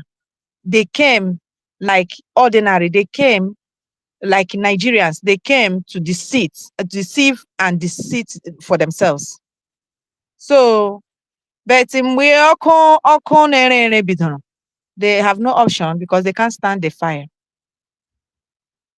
Ekele niile ga na-agara Dr. Ngozi Orabueze. I swear. After thanking God and all those when we don't know what was going on, those cabinet that voted and say go ahead, we are with you. All of them, they are the children of light. Unfortunately, in their midst also, darkness has overwhelmed many that we can see that has fallen away. And I'm urging and pleading with those that are still remaining. Even if you have seen yourself a darkness, that you came with a baggage, please drop that baggage. You can see that there is no road that side. Just drop the baggage. And the only way to drop the baggage is not to be angry, to remove anger in this thing, to see yourself as a servant. Because it's not only about Biafra, it's Africa as a continent. We are on a very new journey in the generation of Africa. Very new brand journey. We know our problems. Our problems are not our people. Our problems are those that are hell-bent to use our faces and our colors to destroy us. Because it takes two to tango. But unfortunately, they will use the weak ones, which the weaker ones are all over the world. Every country has them. But in this very time, I know they are few. And the voices of the colored Africans has risen all around the globe because the injustice that has been imposed on us, wickedness, especially from France and Britain and their likes, God is angry. God in heaven is angry. In case they don't know, I know they are children of Satan. There is no two ways about it. But we, the children of God, and few of them that have seen the light in their midst with their colors, they are coming up to speak the light to humanity. Because if the good ones keep quiet, and which was going on, the darkness will override. But since the light has stood up, the darkness down, and they will continue to go down. So if you see yourself as a darkness, if you don't know, please just keep quiet. Think for yourself. Keep quiet. Ask God for this. Because it's not that has it, I'm telling you. Allow those that God put in this to do that, to complete it. The children we are giving birth, many of them are angels that will hold on what we have. Okay. That will hold on what we have. So do not think that we are doing ordinary thing. IPOB organization, Nigeria has already finished. Ekele obodo. Onye enwe ha anya onye amaho. Ekele obodo. Umuneme ekele n'obodo. Ekele obodo. In real. Ekele obodo. And ndị onye ọbụla na-ele anya si na ndeji obodo mana ekele obodo. Ihe ha na-achezi na-awụ ele otu a ga-eshi ekwu ya. Agwakwara m unu kewe eziokwu. Akwa in 2026 is coming with great joy. That's why I'm telling my people, this Christmas, is the last Christmas we will do outside, except we just decide to do it outside. But the next one, we will pack our luggages like human beings and go to where we belong without watching our back, knowing that we are in our own nation. And for anyone that is fighting this, my prayer is that this year will go with them. This very 2025 will go with them. Whether they know what they are doing or they don't know what they are doing, enough of the nonsense. Enough of the wasting time. God did it to the children of Israel, but will not allow them to keep us 40 years in the wilderness. My prayer is, as God treated those and make them wipe them away and their children move forward. This 2025, let the God, the Chukwu Okike Abiama of United States of Biafra, wipe them away from us. That destination we must go. The train is not stopping and can never stop until we get to Ebube, the capital of the United States of Biafra. So if you're in the project of destruction, know you have signed your warrant, a letter to exit the land of the living, because you can't destroy what God is building, and you cannot stand on the way of what God is doing. Whether you have come out to blackmail or to lie, those that cannot talk now can shout, because demon has entered them to use them, because every spirit is looking for a body to use. You have donated your body for spirit of Satan to use you. Well, we can't help you, but the fire of the Holy Ghost is going to destroy you, because Satan has already been destroyed, condemned, judged, and that fire will continue to destroy him. And anyone that agreed to work with him will be destroyed along with that fire. We cannot help you. We are not asking you to stop. What we know is that the judgment will take its place. May God bless Dr. Ngozi Orabueze. May God bless the Sahel leaders, the AES. May God protect those that has seen and has come out to fight, because it's somebody that will fight this fight. These individuals doing this wickedness to us, they fought their own fight. They came to realize that they have nothing without Africa. But today, we are telling them, we are not wicked people. That's why we received you. We received you with love, but we don't know that you are wicked. We don't know that demons are living in you. You came for destruction. You came to take where you did not reap. You came to take for the man that gave you shelter. You want to destroy the man and take the house. Never again. It is very simple. Come out and do business as business. I tell you my price, you pay my price, you do give me your service, and the world will be a better place for it. We sign a contract like you do in your individual countries. So Africa cannot be different. The worst of it all, the most angry, the most anger in it to me is that you eat in my house. You went to your house and you tell your children that we are nothing. You made them to treat us like we are nothing in your own home, because it's what you tell them. You lied even to your generation. But the moment of truth is what we are living out. And you are so much afraid of many things that your children are going to ask you, because they have already started asking you. When your children come in contact with us, they are shocked with what you tell them. That's why they want to stick. But because of the hatred, all the laws you people made, these Westerners, is the laws of what you live. Nothing goes for nothing. Human rights. Respect this. Respect that. We know it before you came. You are saying that to cage the people that taught you that there is something called love. We know it. We taught you love. You are hatred. And that's why you don't want anybody to mention it. What is happening in Africa is not happening ordinary. We know it before time. You came in different ways, destroying everything just to take that land. But you see, that land is not for you, can never be for you. And we are tired to be in your individual countries. We want to go home. Biafrans want to go home. Africans want to go to where they belong. We are not made to live in the snow. We are not made to heat the house inside and shrink our legs and our feet. That is not what we are meant to live. Now you are attacking our atmosphere. Every evil that you people are doing, we are seeing it. Because you put cowards on the seat of powers. But we tell you, the people that owns the thing, they have risen. And we are the majority. And we must take what belongs to us. You cannot do anything. You can't. You can only try. But it's already written that in this one, you will fail woefully. You will continue to run round around behind the scene like you are running for Nigeria. But you know what? What swallow Nigeria will swallow all of you. It will swallow all of you.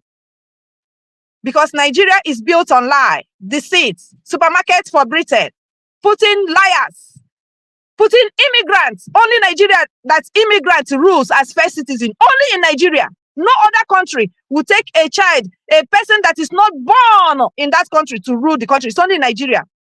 Chineke akpọọla unu ọkụ. For your generation. It can never continue. We are tired. And that freedom we have already gotten. You cannot do anything about it. There is a time to rise. And also there is a time to fall. Just as there is a time to burn and a time to die. It is your time to go down. Western, Europe, it is your time to go down. You are not the first generation to go down. But if you are wise, you will go down in wisdom.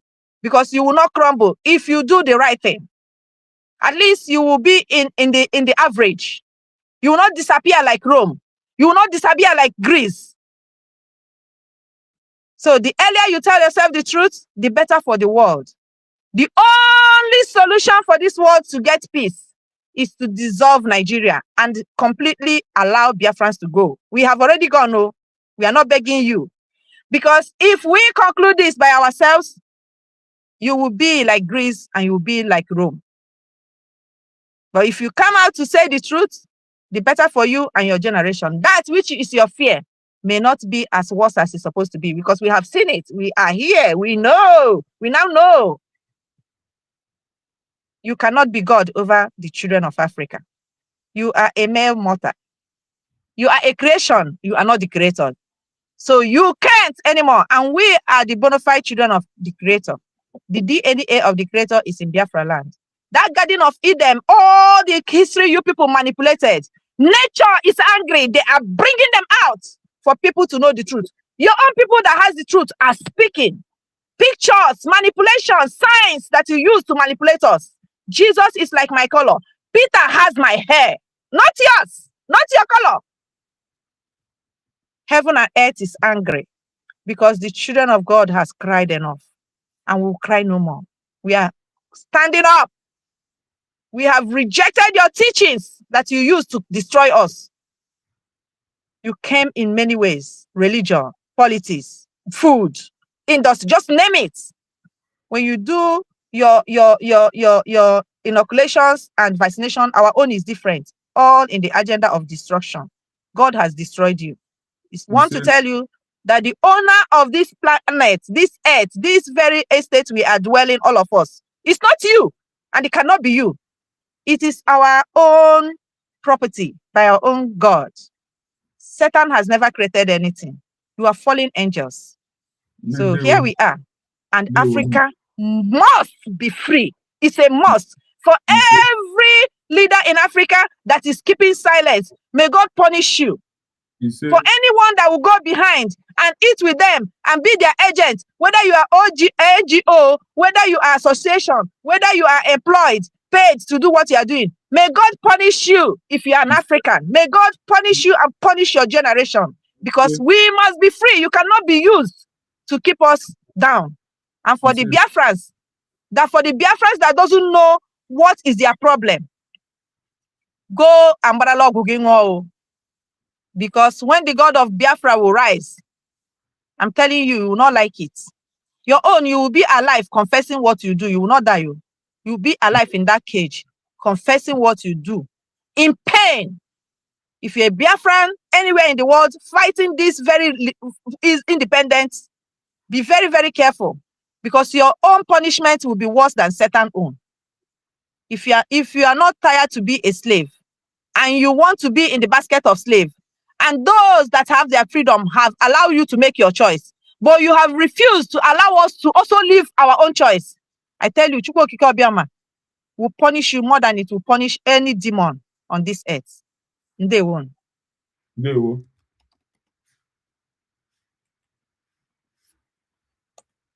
They won't. Thank you, Chukwu Ngozi. Biafra, I have to go back to somewhere before you are this thing. Go happy dika.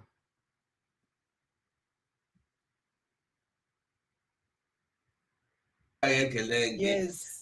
Dịka si na-ekwu before na mbụ obi nwanne nke ikwu eziokwu ama otu m ga-esi kene gị maka na oge dịka oge ugbu a iwee kwudo n'ihe a na-eme onye dịka gị onye nze na ọzọ dịka gị bụ umemme ọwụrọkwudo umemme ndị a na-arịgharị iji gbapụtara anyị Nnamdi Kanu ọwụrụ umemme ha so ikwuru kwudosi ike ebe ekwu kwudosi ike nke ịgwa gị eziokwu ana m ekwu otu bikos mmụọ amagha m eme okwu dị oji ekwu asị gị na ọ dị ọcha geenụ ntị o na mgbe ekwuburu m n'obi nwanne a na-ekwu na ihe ọ na-ekwu awụ eziokwu na ebelivu omie bikos na mmụọ onye wụ na ị na-ekwu okwu ga na-eme ya eme ana m ekweta ọtụle hụ na ihe anyị na-ekwu niile eme ya na-agwa ọkwa mụ na gị n'ebe ana m agwa gị ya ana m ekwu mmadụ kwu azụ mana oge ihe abịaziri setizie ụgbọgụrụ ewee họọ ndị afọ ọjọọ ahụm obi nwanne akwụrụkwa ebe ọgwụ ha ewere m na ekwu nna na nke a karịkwara nchọta ọ karịrị mụnwa ma ndị na-akpọ Simon n'ime abalị ma ndị ha na Simon na-eri n'ụtụtụ iri ehihie iri abalị ndị na-apụta na midia gba ya na ha wụ special Simon ha nchawụzi ndị lụrụ na si na Simon aga-anwụ obi nwanne onye chọrọ ikwu okwu constitution ọ shata biko onye ahụ akpọla na fon onye ahụ ajụziri onye ahụ jechiga azụ na ndị emere emego ya bifo ka anyị hapụ ị na-adọchighị okwu azụ mana ofu okwu m ga-ahapụrụ ndị niile na-ekwu okwu constitution na chatawo obi nwanne mmadụ niile a kịta na-ekwu okwu a ọkwa ha na ebe ahụ oge onye isi anyị wụ PM Simon Ekpa kwuru ozugbo edikliara Biafra na a ga-agbasasị njikọ nke kabinet ya ha ncha na ebe ahụ o meghị onye si no PM ajụrụ m ajụ o meghị onye si PM maka gị na onye ọbụla si oke anyị kwere ekwe ha ncha nọkwa ebe ahụ PM wụ Simon Ekpa ewere tụọ ndị mmadụ aka sị ha nke nwa unu nwa ga-ahụ ndị kọmitii ga-ahụ maka ịhọpụta ndị gọọmenti ọhụrụ ga-achị mgbe ha edikliachara Biafra onye ọbụla kpọrọ ha aka ka esi ihe o ji wuru na kịtazi unu pụtazie n'iro unu a na-agwa ndị mmadụ na Ngozi Orabueze megharịrị constitution megharịata papa gị na mama gị wee jee kpọta ndị mmadụ kpọta ndị enyi ya were tinye na gọọmenti na o dissolve enwere ihe Ngozi mere aka m na-ekwu ekwusi ike ihe ọbụla Ngozi na-emewu templeti nke PM Simon Ekpa wepụtara deme ọ na-eso tutu ewee sị ya etinyezila ọnụ n'ihe Biafra maka na ọtụtụ ndị mmadụ na-echekwanụ na PM anyị nọ n'ụlọ nga ọ nọghịkwanụ n'ụlọ nga ka m gwakwa ụnụ ọ na-ahụ ihe niile na-emenụ ọ na-ede ihe niile na-emenụ so okwu constitution ezuolenụ onye kwuzina onye kwenyere na ọ chọrọ Biafra chọrọkwanụ Biafra ọwụ mbọsị edikliara Biafra wee iwe gị nwanne iwe gị n'ime akpa gị mgbe anyị laruo n'ala Biafra isi anyị na esiri diklia ya iwere esoro lọta Biafra na ịlaikere ya na ịchọkwara ịlachighakpa azụ n'exile onye ga-ejidekwenụ gị ị ga-alachighị azụ ahụbeghị m ebe e wetara ihe ọma mmadụ asị na ụbọchị e wetara ihe ọma ahụ awụghị ụbọchị ya chọrọ onye nọ n'ime oru na-ata ahụhụ ewere bịa kpọpụta gị n'ime oru esi mba n'ime oru ị nọ n'ịchọpụta ka akpọpụta gị mbọsị Fraịde gịnị mere ị ga-eji kpọpụta gị mbọsị Mọnde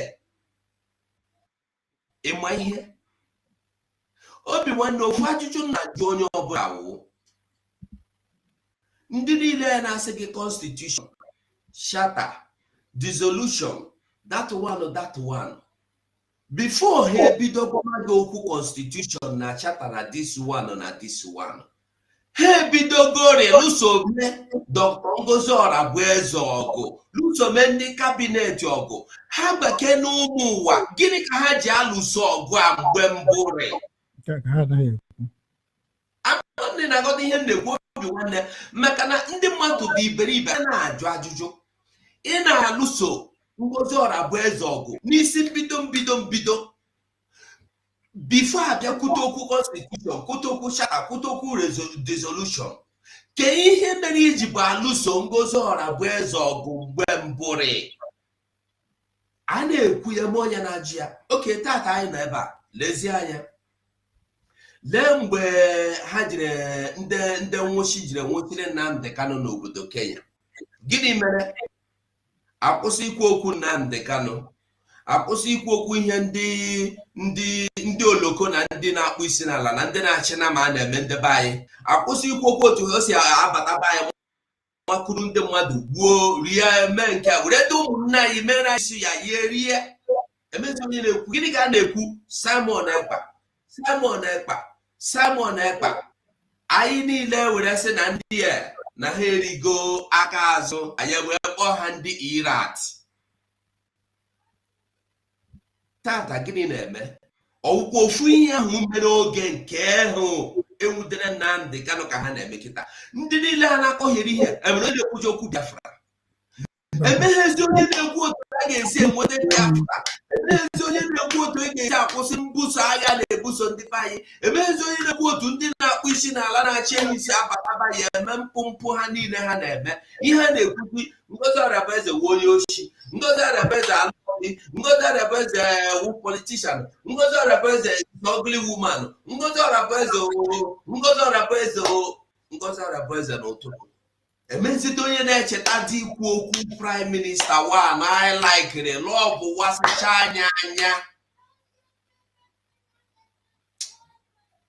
honestly obi nwanne nna m ihe na-eme nọ na-agbagwoju m anya maka na ndị be anyị a na-aghọta ụda egwu na-akụnụ mgbe ọ na-akụ onye ọbụla na-ege ntị taa ihe m ga-akọwara gị ihe m ga-agwade m ụnụ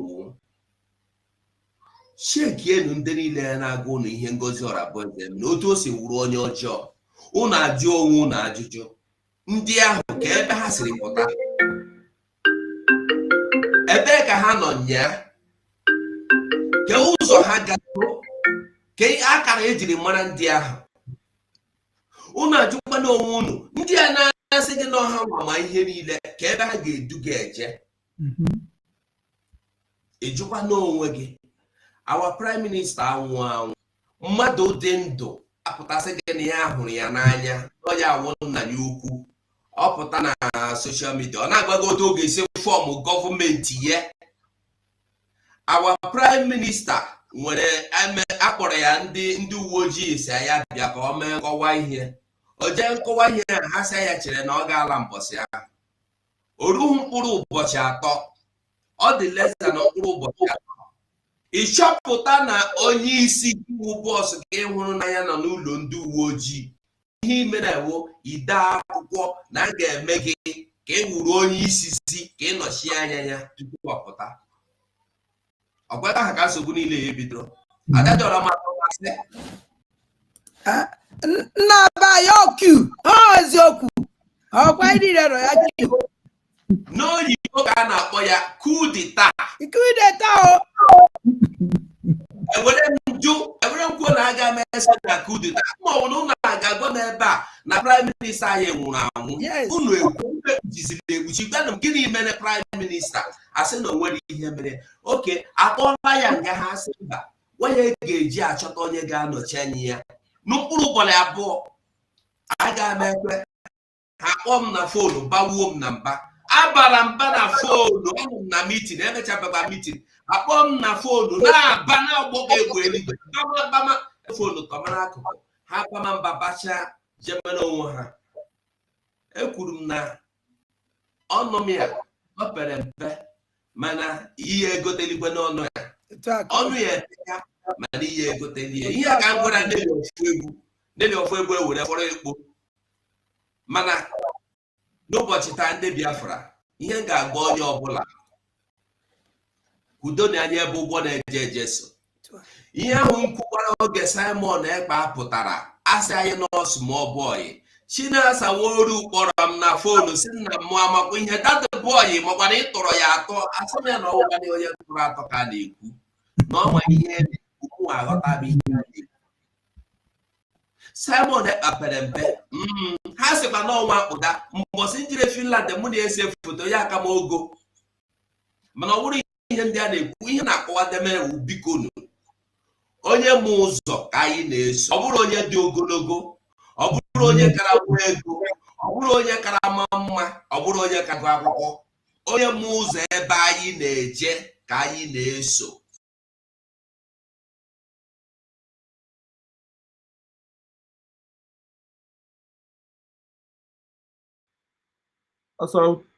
asa ihe agbapụla gị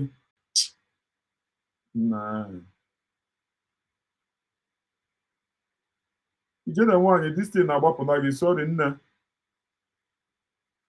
nne bịaghachi nnọọ iwe n'iwe achọbụ m ka ha akpọcha bifo ma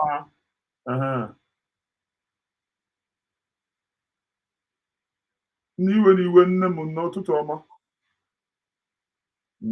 distin ụtụtụ ọma asa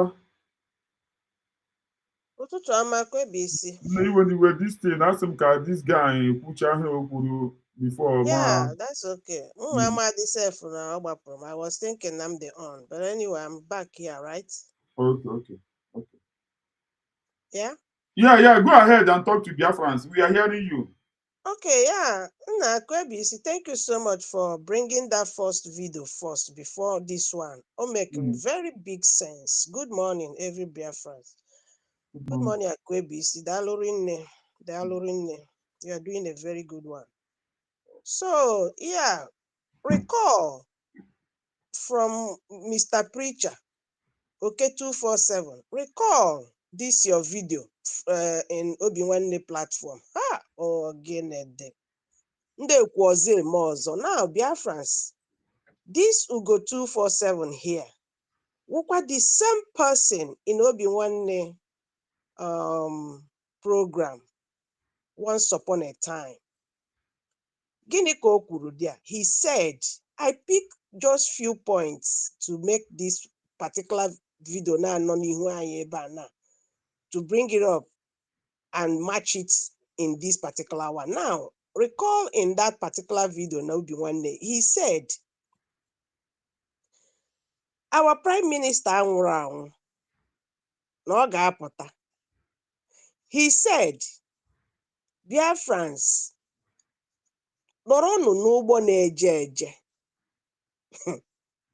he said, ndị na-asị na Ngozi Orabueze anara emete kezi ka o si wekwa, I didn't even jot these things down, you know. So he said again, my dear brother, child, these things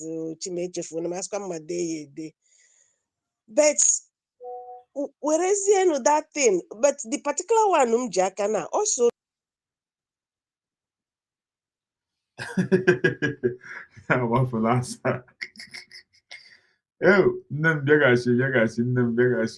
voice.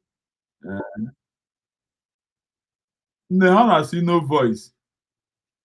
Asa Hana see no voice. Asa Hana see no voice. But I don't know how. Nne Margaret kuga the thing. But on the voice na apụta. Go ahead, nne kwu. Yes, yes, ọ na-apụta ọsọ ya nwa kwuga. Go ahead, nne. ọsọ ya nwa. Okay, so when Ugo 247 said, Biafrans, nọrọnụ n'ụgbọ na-eje eje. Now, in this particular video, just yesterday or whatever, that video, this particular one now in front of us. Ugo 247, kedu ụgbọ na-eje eje nke nọ? Because you can't take away something from a child without having alternative ready for the child. You can't now. Your plan now, is it for us to stay stagnant, doing nothing, waiting for Batobie to come back? Because you said in that program, now, no Batobie anwụrụ anwụ, no Batobie will soon join us. So before Batobie join us, which ụgbọ na-eje eje ka gị nwa nọ? 247 advisor, ndị ọka mma n'inye advice. Some of you who just not sit down and talk. You cannot even reason. When you talk, listen to yourself. Are you doing that thing in a Victor Zaganobi, the same thing. Okamane, are you doing that thing in a day? Okamana advice. Are you carrying your advice along with you in your activities? Do you do them? Or we keep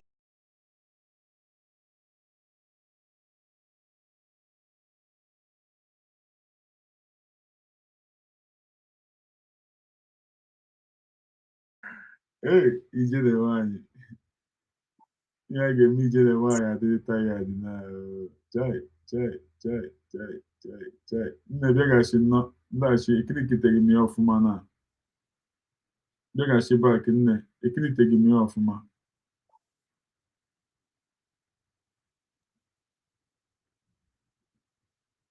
Maazị Humble. Nne, loud voice. Mgbe ije na-ekwu, this thing ọ na-emekwanụ mgbe ahụ ije Ọ na-enwe nne, amaghị m ama. Ee.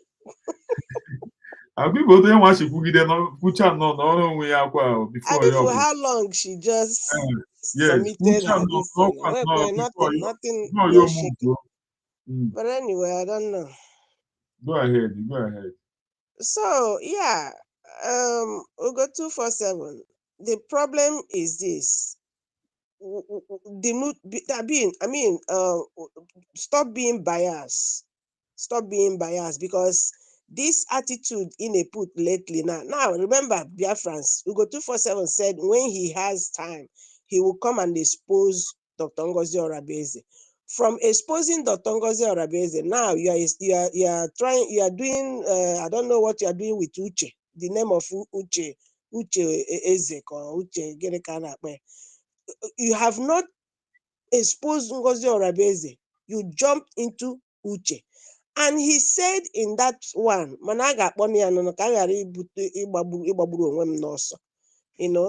but he said, not because of Uche, can the Maduji believe at trust Ngozi, believe Ngozi.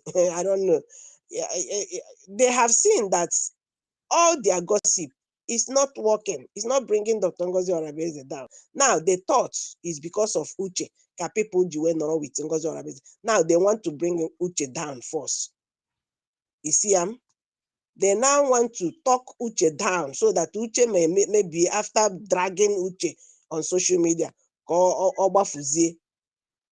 I think these people who go, if you are not bought, check your conscience, Ugo.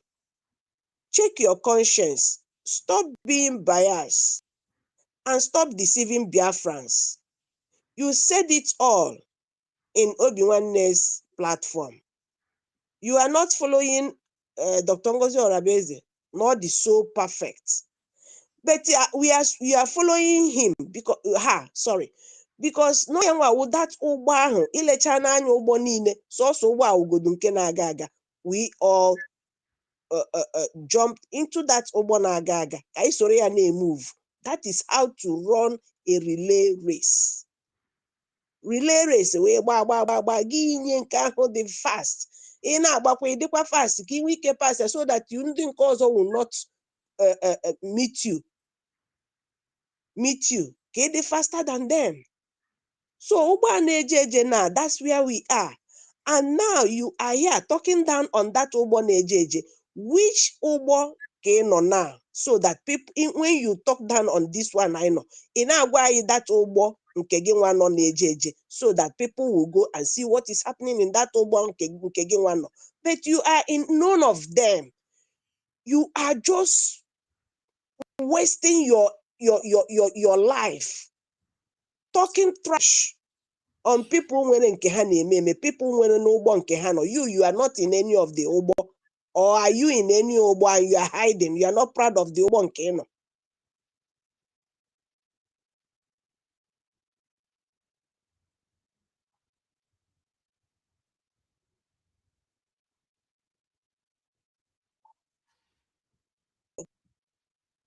I'm very sorry, nne. Very sorry. So one thing is sure, Ugo 247 enwere ebe obi gị nọ. Because one time, if you're not that CRC, that you saw Obatobi Korokoro with your eyes, he came to CRC and he talked to CRC group. Are you in CRC group? Why don't you be proud of that place you are? Oh, be proud of it. Tell Biafrans, this is the Obonaga. Be proud. Stop criticizing the ones that the one we chose for ourselves. Stop criticizing it because you are not in that Obo. Nobody chased you away. You resign. You tender your resignation letter. Nobody. Some of them, like Lasuba was sacked. You voluntarily resigned. So you made up your mind to resign. Nobody did that for you. You did it for it was your choice. So now, do not come back and criticize us, because when you took that decision, you already know your stand. You already know that you have a better place. That was why you resigned. So that better place, be proud and preach the good gospel about them. That is what you're supposed to do, and not standing by and criticizing the Obo Nkayenwebu Nejeje. If you can be proud of anyone on there, you don't have that right to talk. Ugo 247. You don't have that right to talk. You don't have that right. Now, in this particular video now, if you sit back and watch this your video, you can see that you lost it. You've lost it completely, Ugo 247. The way you were shouting, you even said that you are now you are in for saga. That you will drag everybody and bring out their picture, Ugo 247. Is this you? Is this your real life? So this is your real life. Eh?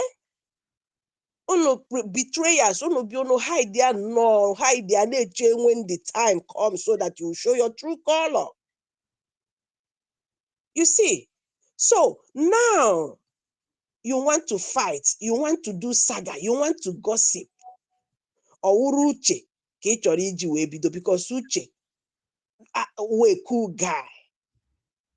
And your little brain is deceiving you that Uche is the reason Biafrans are still supporting USB, led by Dr.Ngozi Orabueze. You thought when Uche is out, nobody will follow Dr.Ngozi Orabueze.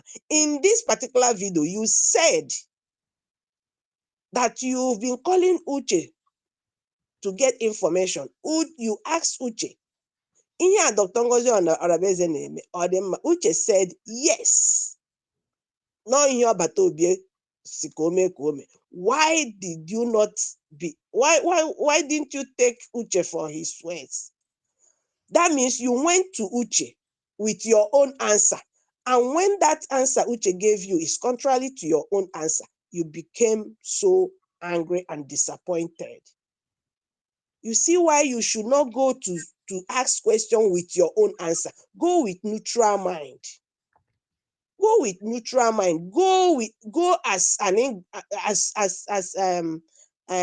you are ignorant of that question you are asking, so that you will get a very clean and clear answer. If some was the ajuju, then you can ask, and not when the person give you the answer and you will come out and say that means you know the truth. Why asking? In ajuche. Ihe Dr. Ngozi na-eme ọ dị mma, Uche asị gị yes, no ihe Maazị Simon Ekpa si ka eme, no ihe ọ na-eme. You came back and said Uche lied. So how did you come to that conclusion, Uche lied? Were you there when you said Mazi Simon Ekpa, trust Uche? So were you there when they do the discussion? So how do you know that Uche lied? How do you know that what Uche said to you was not exactly what Mazi Simon Ekpa passed to him? You see how biased you are. You are not getting it. You've lost it. You've lost it. I will allow you, Mazi Humble Lion, to play this one. You know, honestly, I'm wearing your na that from that one honor with Gafia Obi-Wan, which I should go back there. Which, if you can, which contradicts this particular one now. Is good that you started with that video. I wish I was inside here when you were. I was here when you were playing it, but I thought I would have them in my head when I will be talking. But then, I don't know. Do you want to go back a little bit? I will go back. Please. Thank you.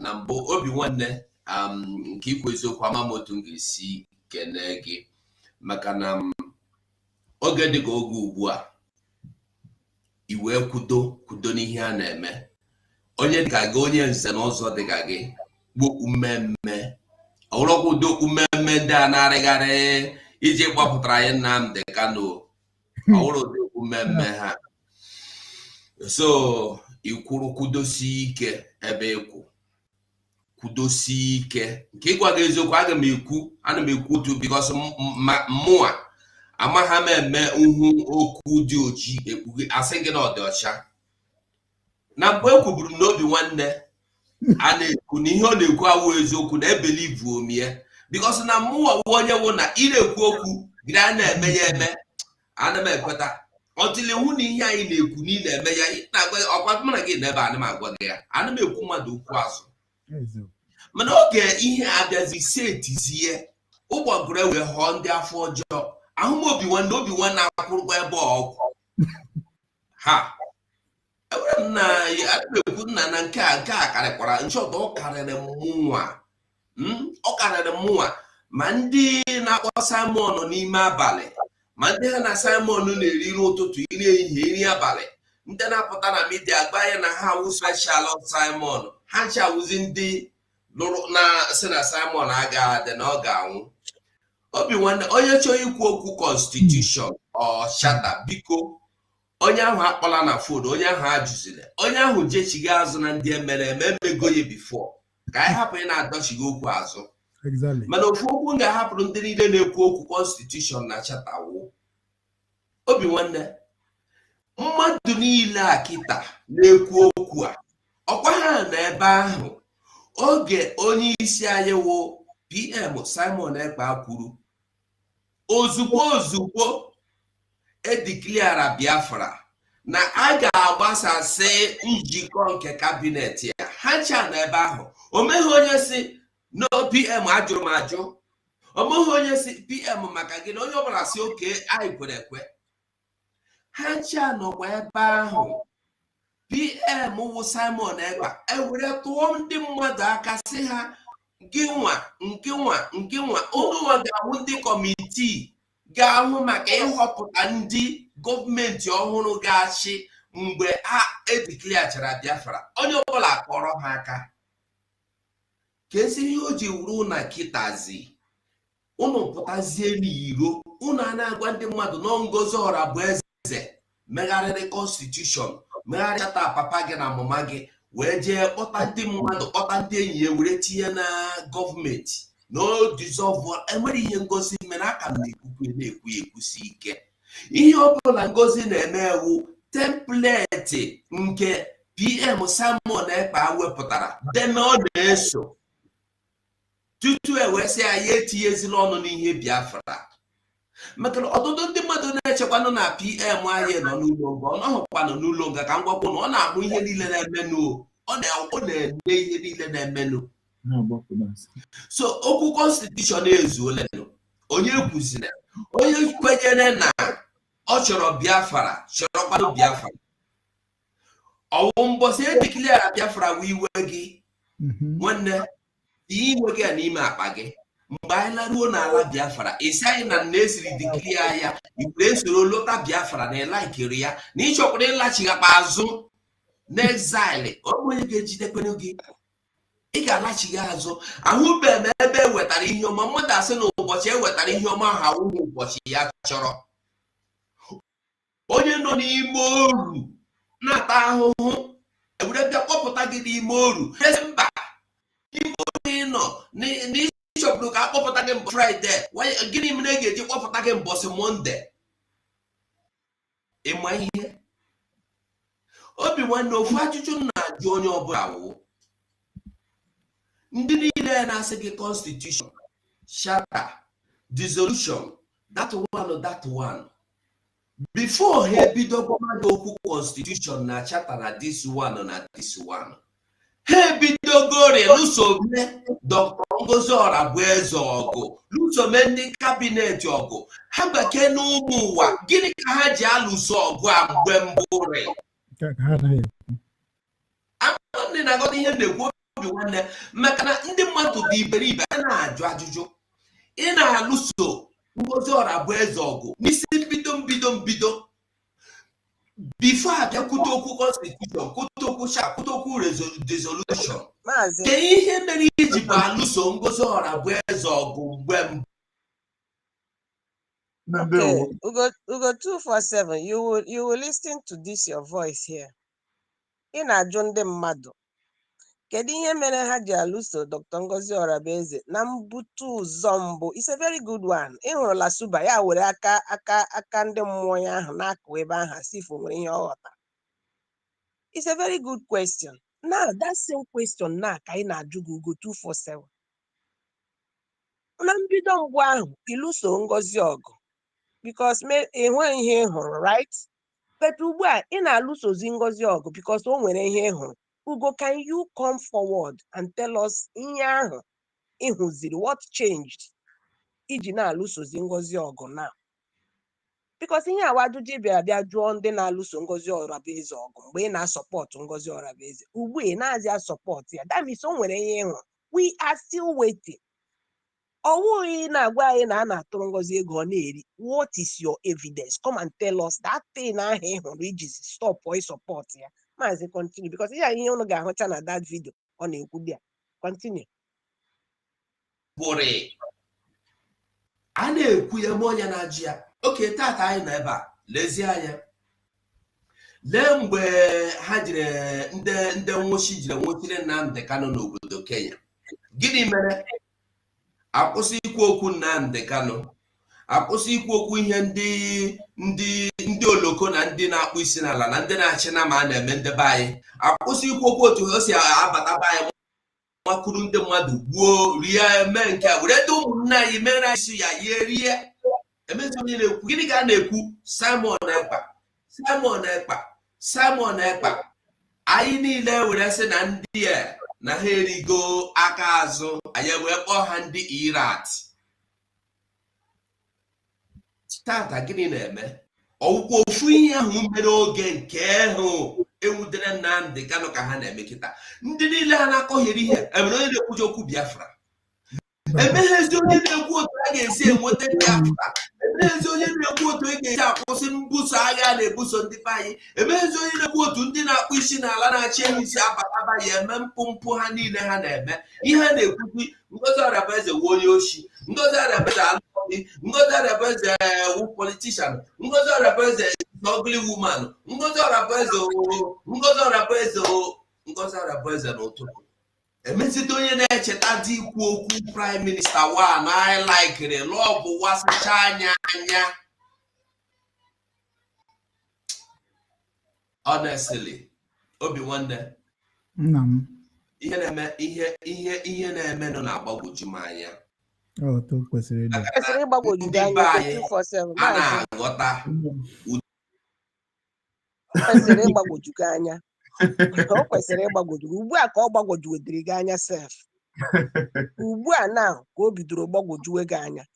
Ifugo ya na Ugo 247 said na Ngozi Orabueze no template Maazị Simon Ekpa dewere ya ka ọ na-efolo Ugo 247 kedu template nke ịma na nke ị na-amaghị? Tell me, Maazị Simon Ekpa o dere the templates present ere gị gị jide ya n'aka were na-etik Ngozi Orabueze check you did this one. Ngozi Orabueze no, you haven't done this one. Gwa m the na ihe agbapụ n'asa ọ bịaghachina nne I'm very sorry. No problem. Now, the template Dr. Ngozi Orabueze is not following. Tell us, come out, be bold and tell us all the templates and tell us the ones Dr. Ngozi Orabueze is not following anymore.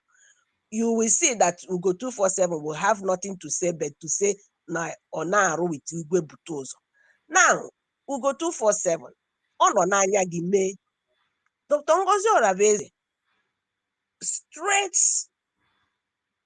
she brought out the hand of fellowship for men on ground. Igwe Butozo na ụmụ ya. Ka onye declined. Who declined? Who declined? N'anya gị ka ọ nọ mee. And you came out and did video. You came out and you made a video supporting Igwe Butozo and their people. Na their own opinion. Na the track how they follow. That they don't want to work with Dr. Ngozi. You supported them. You supported them. You even said, "Mahacho with you. Leave them. Leave them."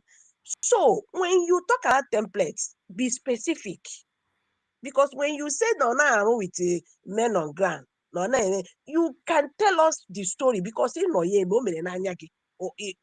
were a supporter of what they were saying against USB. You supported them. So which other template do you know that Dr. Ngozi Orabueze is not following? It's in that people are now accusing Dr. Ngozi Orabueze no Onyoshi. Today you have said the same. Can you come and be specific? Give us facts and figures. Ebe Ngozi Orabueze zu Yoshi. Ebo he will come more to that conclusion. No Yoshi can Dr. Ngozi Orabueze zu. You see, stop being biased because all these things video in a move and the more in a bragging now that you are coming to do saga, you are coming to fight, you are coming to do this and that. You will come out and be complicating yourself. You will come out and complicate yourself, contradicting this thing you could not be one day here. Humble Lion, thank you so much for saving this particular video of Ugo. Because anything you are coming out to say now will contradict all these things you could ever. So when you were saying these things in Obi-Wan platform, so you were not with your brain, you were not with your senses, or were you lying? Were you deceiving Biafrans? Ugo, what are you not telling us? So we the queen here, you were deceiving Biafrans. That means Dr. Ngozi Orabueze was not doing it right and you were deceiving Biafrans. That's what it means. That's what it means. You see? So you will tell us exactly what you mean by Dr. Ngozi Orabueze because that's exactly what you said here. Now, Dr. Ngozi Orabueze Zuroshi no men, but you are saying the same thing today. Now, follow templates. Come and bring all the list. Template Maazị Simon Ekpa. Ebe Maazị Simon Ekpa dechara that template. Nye gị ya Ugo 247 jide copy. Bring out that template. Tell us the ones Dr. Ngozi Orabueze are not following. Because Butozo is just the one he Buruzo Biakwuo. No need destroy the template of Maazị Simon Ekpa. No need I work with Butozo.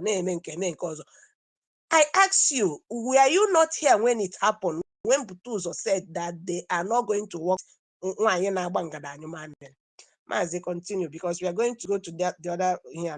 I think we have gotten enough here. You can now go to that particular one. Okay. Okay.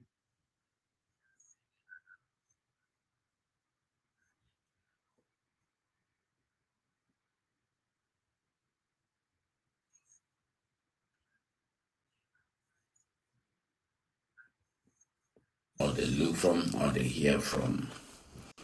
I want to ask this question. All these people, where they bye ndị a na-egwusi n'ala Igbo, kedu ihe ndị a sị gị na ha na-azọ Biafra? What are they doing about it? These people claiming they are fighting for you, and you gullibles are giving them your money. What are they doing for you? What are they doing? How are they protecting you? How are they guiding you? How are they protecting your land? What security have they given to you, or are they giving, or do you think they are going to be giving to you? You see, on a mekwano, when you want to be a fool, you get yourself fooled to some certain level, to some certain time, not all the time. But Mali said you can fool some people sometime, but you cannot fool other people all the time. But it's just quite unfortunate that all of you are gullible and have become fools that have been fooled forever. Oye pota, oweru gbara ball. Are you not thinking?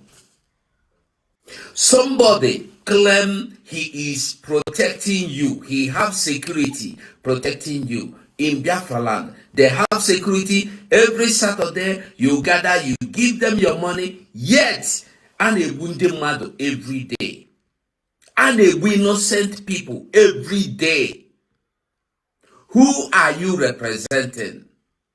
All of you that claim you are Biafra, government this, government that, who are you representing? The question is, Ugo 247. The question is, which one are you supporting? Which one are you supporting? You cannot just come and tell people, you are giving money to people and they are not protecting you. Then which one do you want them to switch to? Again, where is alternative before you come out to discredit the one Hajeji? You must have an alternative. Because what you are doing now is to tell people that none of these groups are protecting your land. Then stop giving money to any of these groups. Then that's your land, they protect Yanane. He protect Yanane. You see,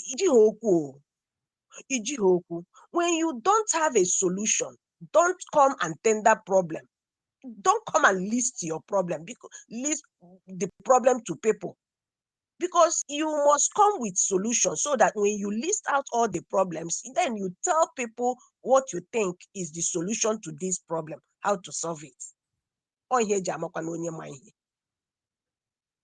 You are here saying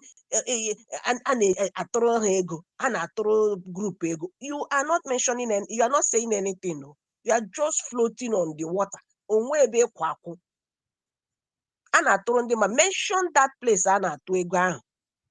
because ego na CRC, ego na Nkogenkere, ego na USB, the Obenga government, the only declared government ama.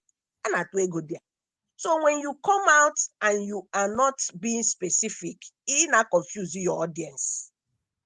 You are confusing your audience. You want to go? And now, after saying all of these things, make sure you have solution. See people, ebe unu na-atụ ego, unu atụzi n'ego, lekwa ebe unu ga-atụ ego, because ha nwanyere ndị dị otu ego. Unu hụrụ ihe mere ụbọchị anụnwa ebe a protectịrị ebe a, ọha nwawo ndị mere ya. Come out with such things, people will listen to you. Okpokpo ishi na-enwe oji isi kara ụmụnna ya. Maazị, continue.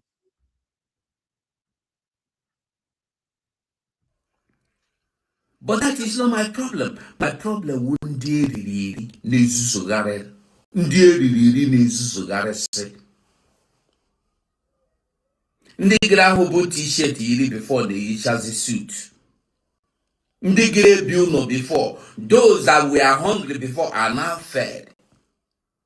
And those that were not living in a house, they were living in a shop, they are now living in a comfortable homes because they are milking from people in the name that Nane may be Biafran. Maazị ọ chụpụrụ onwe ya n'ụgbọ ka otu o si asịkwanụ n'ụgbọ erute ya. Ugo now felt that people take go position ya. Nna ọkwa gị chụpụrụ onwe gị n'ụgbọ. Nobody chased you away. Because you thought when you leave USB, now USB again was the media.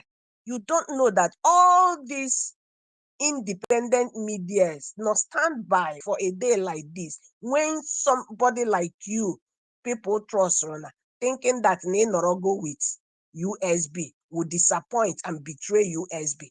All these independent media, God, they will have stand by for a day like this. Now, it go jealous. It go jealous about their progress. They are holding that mandate which you have refused to hold for Batobie.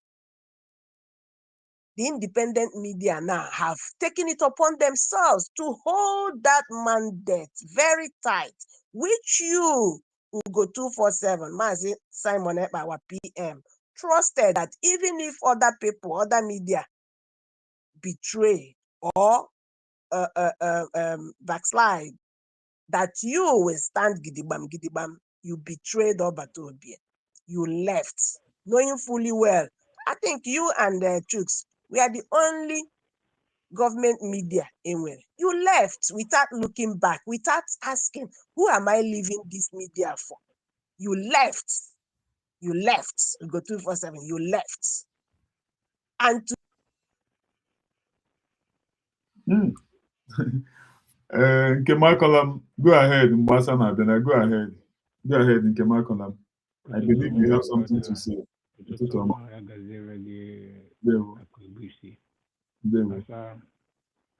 Asa, thank you for leading the line.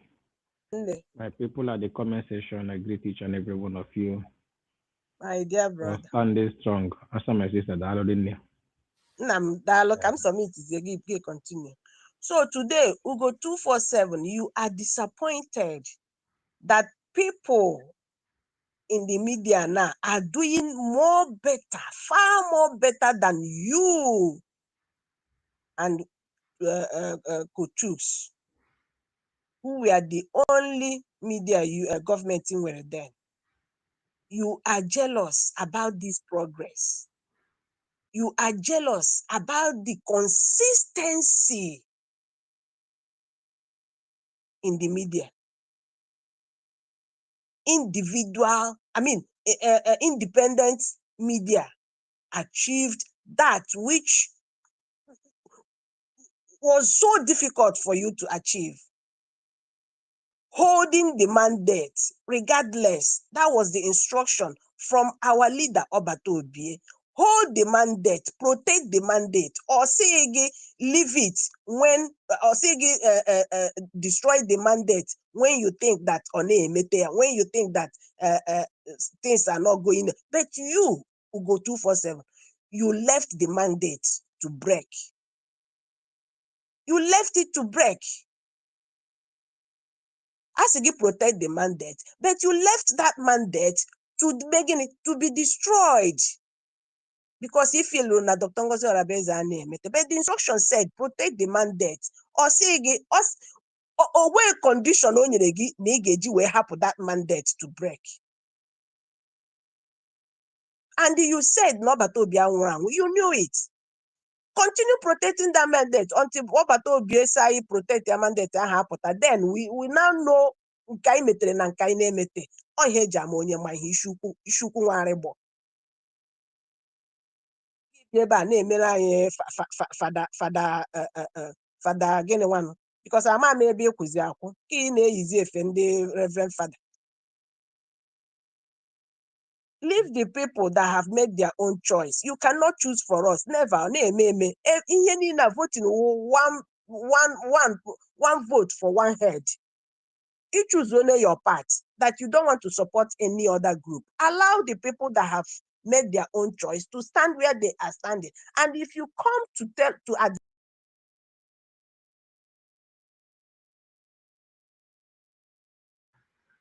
Tina Mopulas Chai.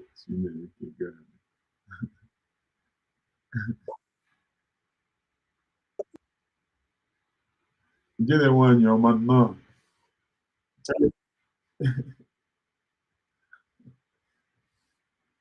No more Monday, will you anyway? This is so frustrating. But anyway, let me rush it. Okay. Now, if you come to advise people, come with a concrete evidence. We will listen to you. Don't come like a adocho. Don't come like a vam. You have seen, you have seen everything happening. You have seen everything happen in your presence.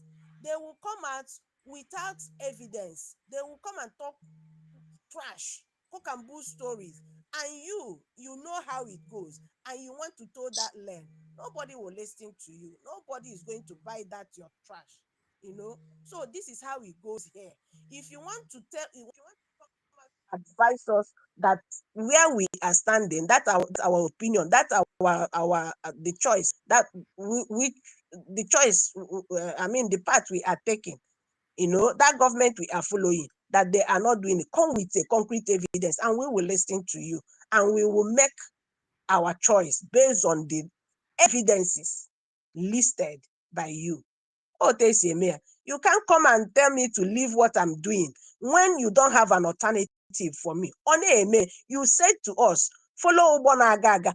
Tell me now, which Ubo in among those things, among Uboni na tell me the Ubona Gaga in your own observation. He may observe now.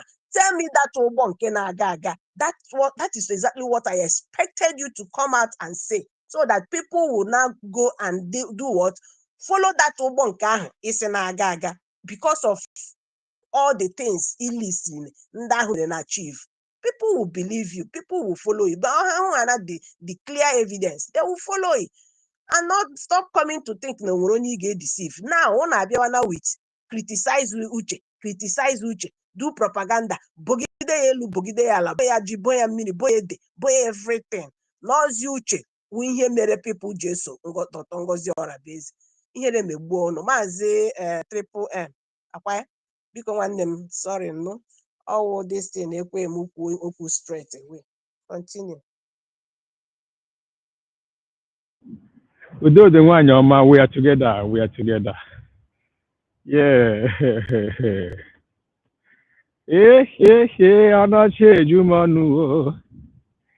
Ndị niile chiri anya chi mgbe anyị nọ na nsogbu.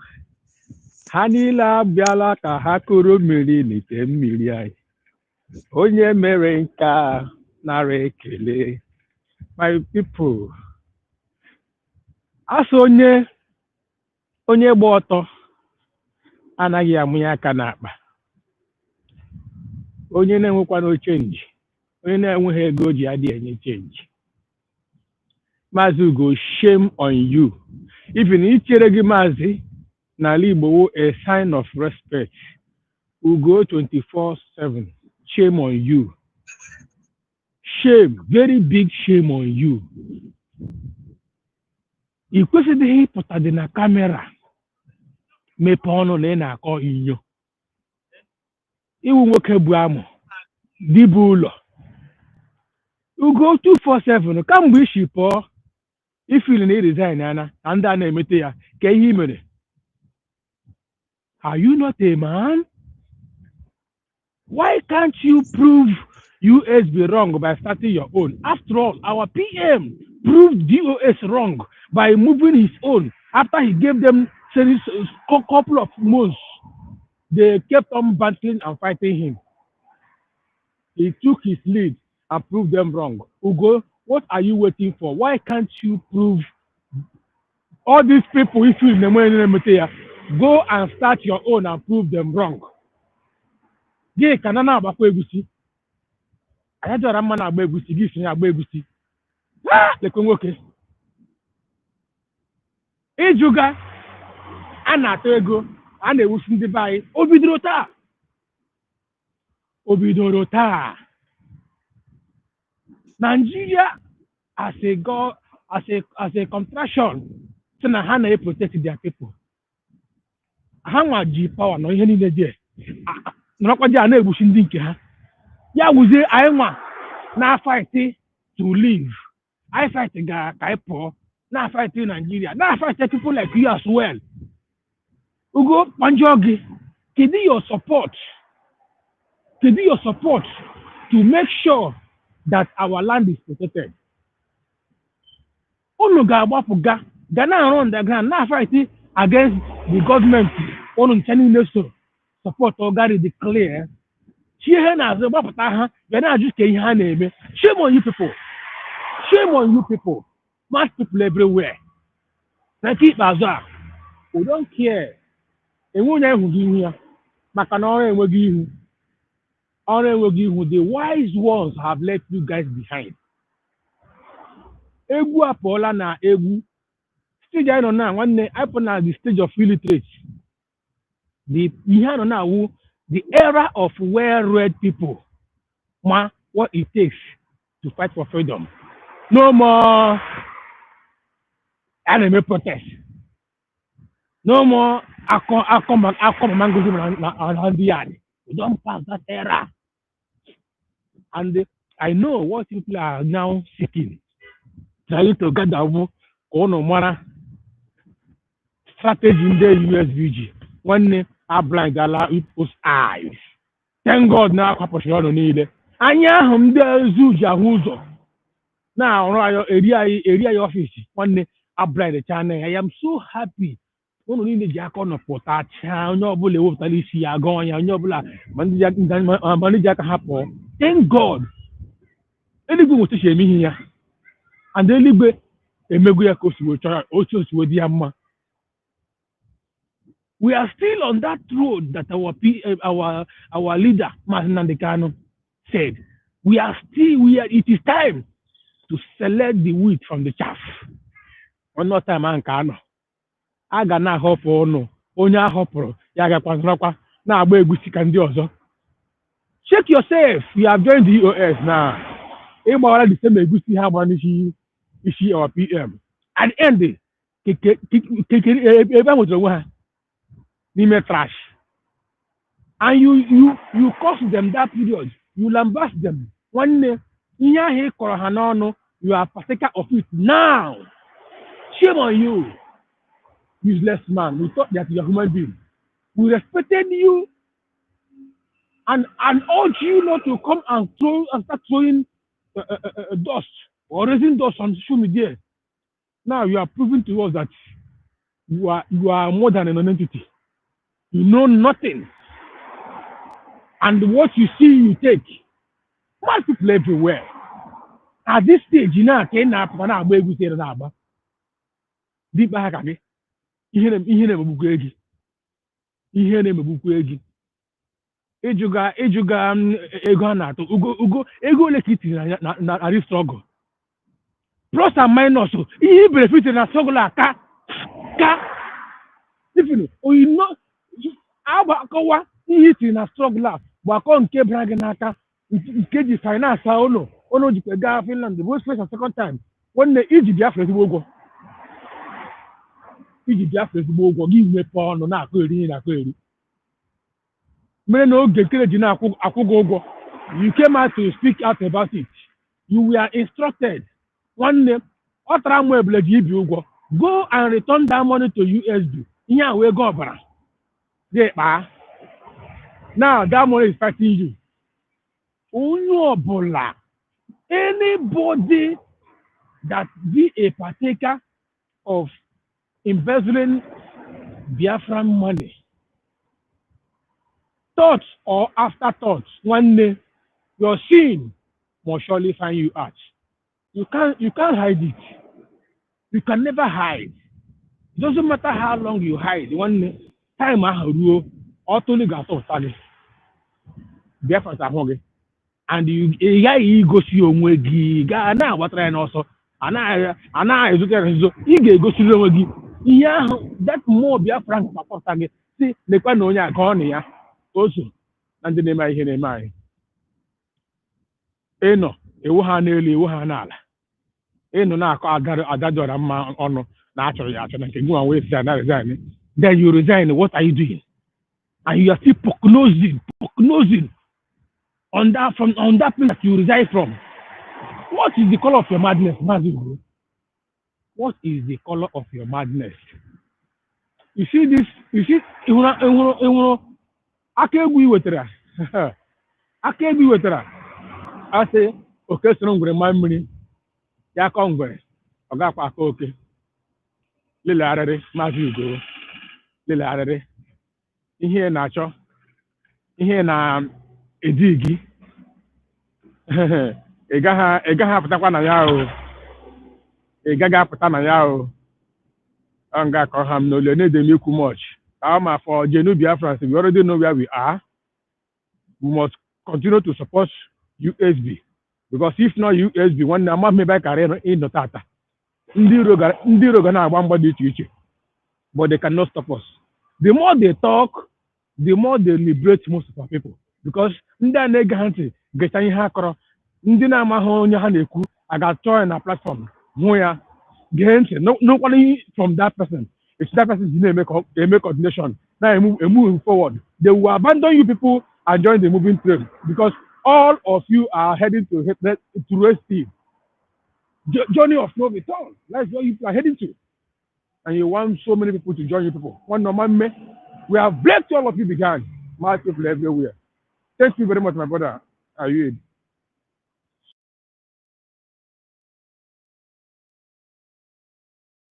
Ndewo triple Chukwu gozie gị onye eziokwu Chukwu gozie gị asị m ka ọ bụrụ ichiri ya ozere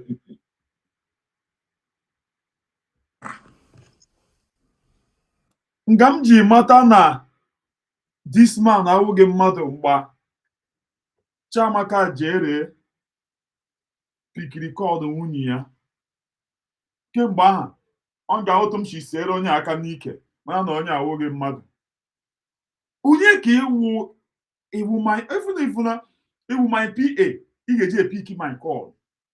You are not my PA. My woman akpọ m gị pick the call. Hey, aga m eneghe kọpụ anya ya diwa ya ha that day. But this man awụghị mmadụ. Yo hapụ Chiamaka jere ya ọla free. Keep giving them your money. Go 100 billion. What are you using the money for? Are you using the money to guard the people or secure? You see, what only Harrison Bamishaw is doing is better than put together all of you are doing. Whether it's fake or whether it's real, Gona is not interested, but the truth and the fact remains that what Harrison has done so far is better than all you have done and we do in generations to come. Because all of you are criminals. You collect money from people that you are giving them security. At the end of the day, you ask them to go out and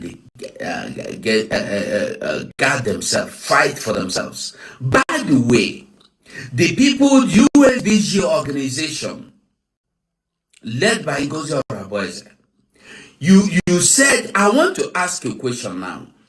Dr. Ngozi Orabueze and her USB government, not government organization,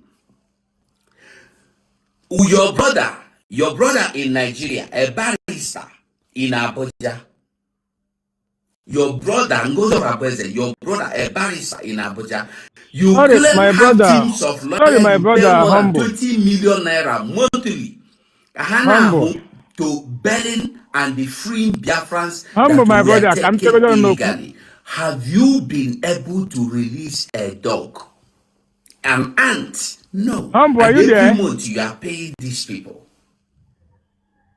The whistle and the money you collected, what have you done with it? Ngozi Orabueze. As all the money Ngozi Orabueze collected in the name of court case against Ogenkere, there has never been any court case. And the money you see with Ngozi Orabueze, what is she doing with it? Humble, not there. What all of you Nderi are busy doing is coming to my comment section to make noise and to deceive yourselves. Fools, Iberibe. You are all full of Iberibe. Food or filled with Iberiberism.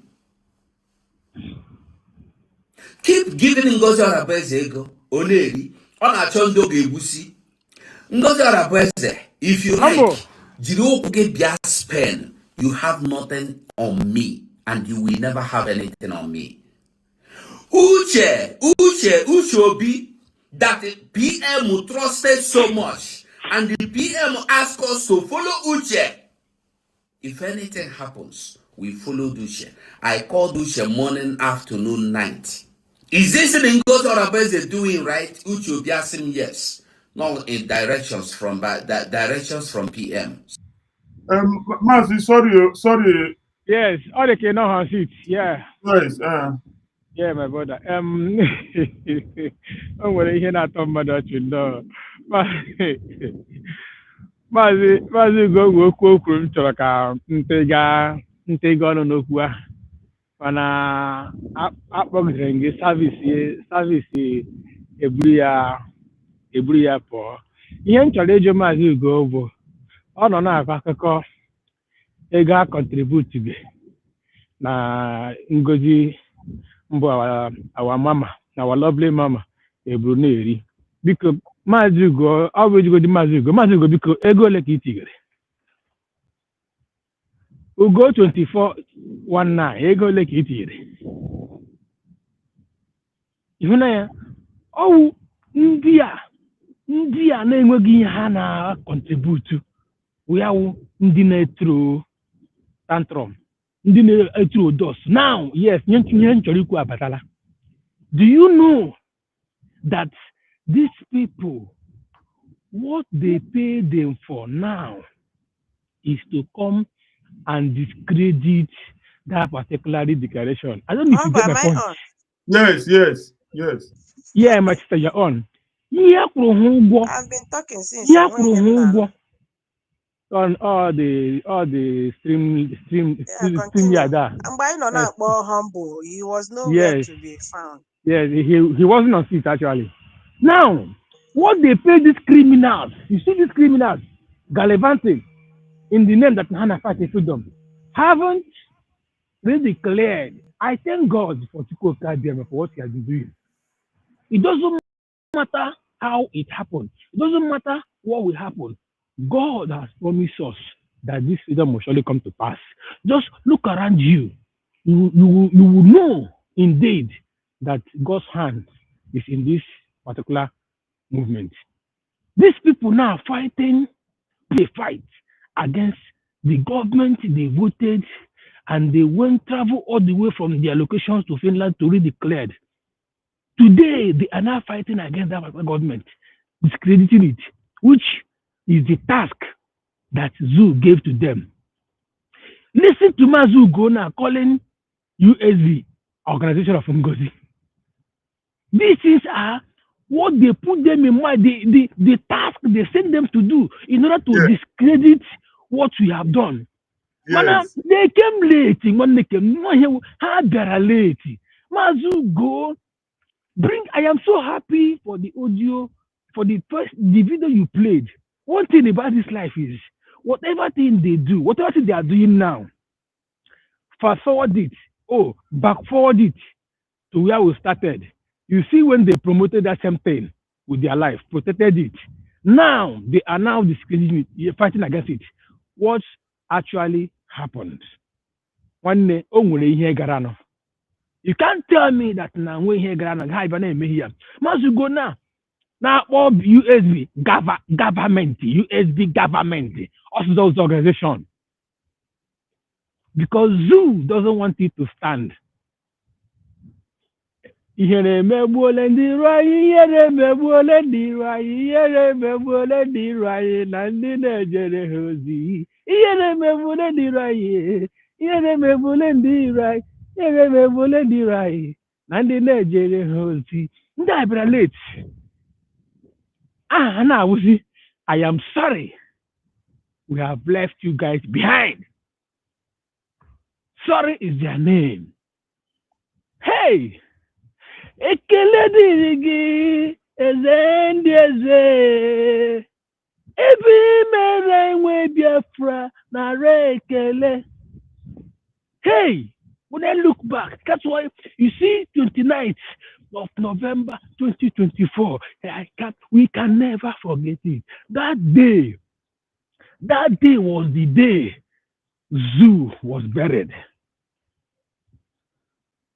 Listen, let me remind us. When Bam Bam Bam tells you they have plan A and the plan B, don't take that particular matter for a ride. Because that stuff is true. When you see that plan A was to stop the redeclaration. The plan A was to stop it. Why plan B? Why plan B is to, result on what they are doing now. Plan B is to discredit, fight against the government, to stop whatever thing the government is doing. Manahani Redrada. From A to Z, Hanchada Charada. Chai, God, we can't thank you enough. God, we can't thank you enough for the victory so far. That is, now we believe, and we strongly believe and keep protecting our freedom according to the prayer of our president, Mazen Kanu. He said God told him that Biafra must surely come. Biafra must come. And Biafra has come. Thank you very much, my brother.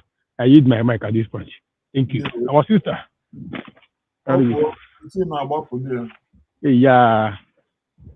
Humble may him maka this challenge I name. May him maka this challenge. I'm gonna call them my brother. I don't come here. Oh, anything. Keep playing it. It's about it.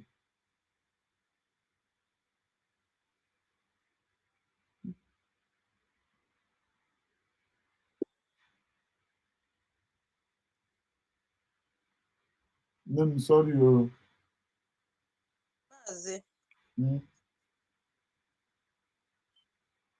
Mazi Humble. Okay. Nah, Ike gwukwara this stream yard.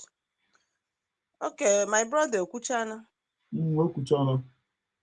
Okay, so yeah, he said it's a very sensitive, he made a very sensitive comment or speech or talk or whatever, in this particular place when we were calling you. So Ugo 247 is now comparing Harrison Gwamnushi upon the news surrounding that activity. Harrison Neme Nabai. He's comparing it, and he used one particular statement here. Shockrum now. He said, even if no fake, he said it. Na Harrison Neme Noka ihe USB led by Dr. Ngozi Orabueze Neme. Even if I will go to Nanke Harrison will fake. I got that part. In the sense that even if I will go to Neme China the investigation, chopota na ihe Harrison Neme will fake. No can hear Dr. Ngozi Orabueze Neme. You see, what I want to draw from this place is this. Mr. Isha Boncha. Ega na ato abụọkwa only for the protection of Biafra land. I mean, 80% above for that place. 80% because once I recognize this our declared USB, that protection will automatically follow suit. When you go, man, now. Onwere ihe ọma. What for you? Onwere ihe ọma. So your I'm sorry, because onye ọma, Chineke God. When you go, man. Iman, our people, we are so sorry. We are so sorry. Our people. nke gị ọ na-emekwa dị otu a nke m si. Echiri ike. My sister ije abịa n'ebe a kwucha ihe niile o kwuru. Enweghị enwe mgbe what is wrong with my Wi-Fi or from me or from ihe ha na-eme ọ na-eme na mmanya onye mmeri ka mbụ kwakọrọ onye mmeri ka mbụ kwakọrọ onye mmeri abịago ozuwo. Allow me to talk. They must allow you to talk. So, Ugo onyeisi agbọncha. Ihe ego anyị na-atụ, enwere so many things eji eme. It's not only for Biafra land, to protect Biafra land. Already, we have said, I mean, the most popular one now, self-defense. When they protect, make sure na in your community, una agadana plan how to tackle the insecurity. When onye ọwụna sizie n'obi ya chụrụ ndị anụnwa pụtawa. That is the one that will work more than ihe na-akọ now.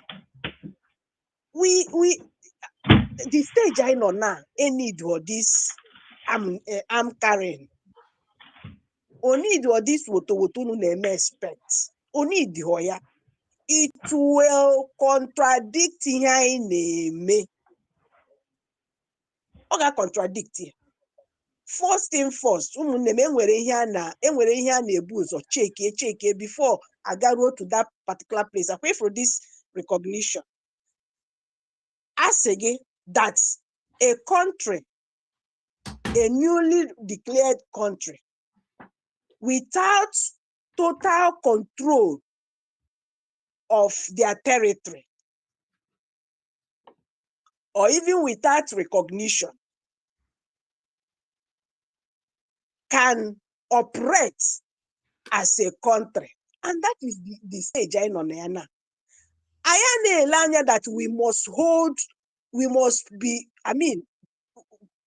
controlling our territory 100% before getting married that government name. There are other things. When Serbia before now, and we can easily follow suit. All that you know how to play chess. I don't know how to play chess, but I go how it goes. And where there's some certain things you get put in place before you get to that particular tough one. And all that is easy to tackle it or to remove it entirely. On your nonama, you want to leave one, leave two, get jump 4 to 5. It doesn't work that way. You will have injury when you do such a thing. His anger boils down on Biafra land. And now who there? Biafra land. And Ebushishi today. In the time of Mazin Namdi, Bushishino, upon the ESN. Bushishino. Amadim what you people think. Upon the ESN, no during the time Mazin Namdi Kalo no kwa here. And Bushishitokwa. Yenda way agent. Because they want to set our DPM up. Even 1,000 miles ahead of them. That is it. They want to. They want to. Yes, you are asking us the money we are contributing. Protect Biafra land. Now, you have to ask us first. The money we are contributing, what do we think before before Nkem Nato, my dear, is not only to protect Biafra land. Nkem Nato will to one appeal Mazi Simon Ekpa. All bank agesi with all these sort outs again for recognition. One day, interest. Interest. Kigeji waited that recognition. Each and on in a platter of good. Again, when he get present. Again, when they got sort to got with long legs to that inner place in Agaga, he got sort to her out. And oh God, it's not free. 1 hour, time is money in the Western world. 1 minute, mother spend to do something for you. It's money. Let alone this type of work. All huge money.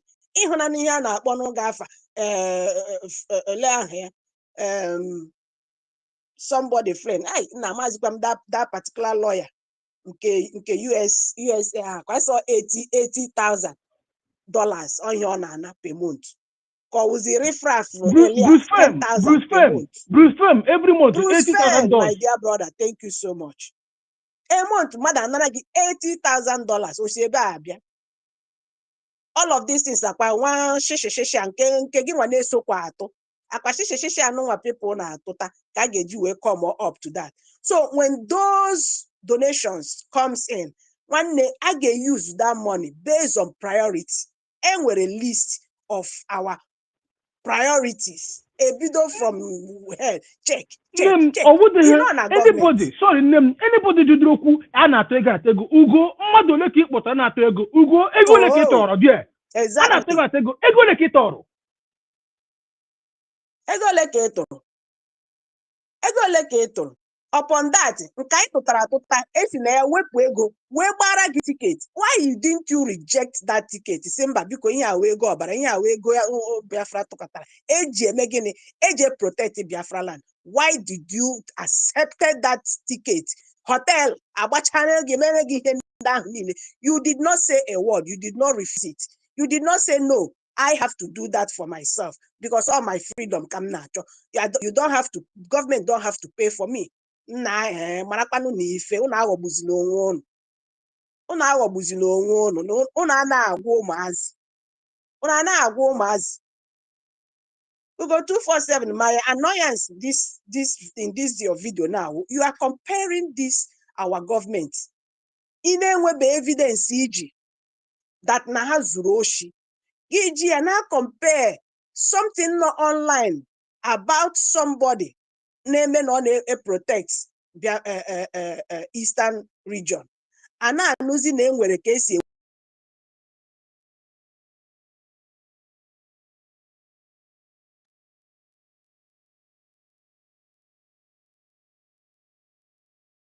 The thing about Podasa.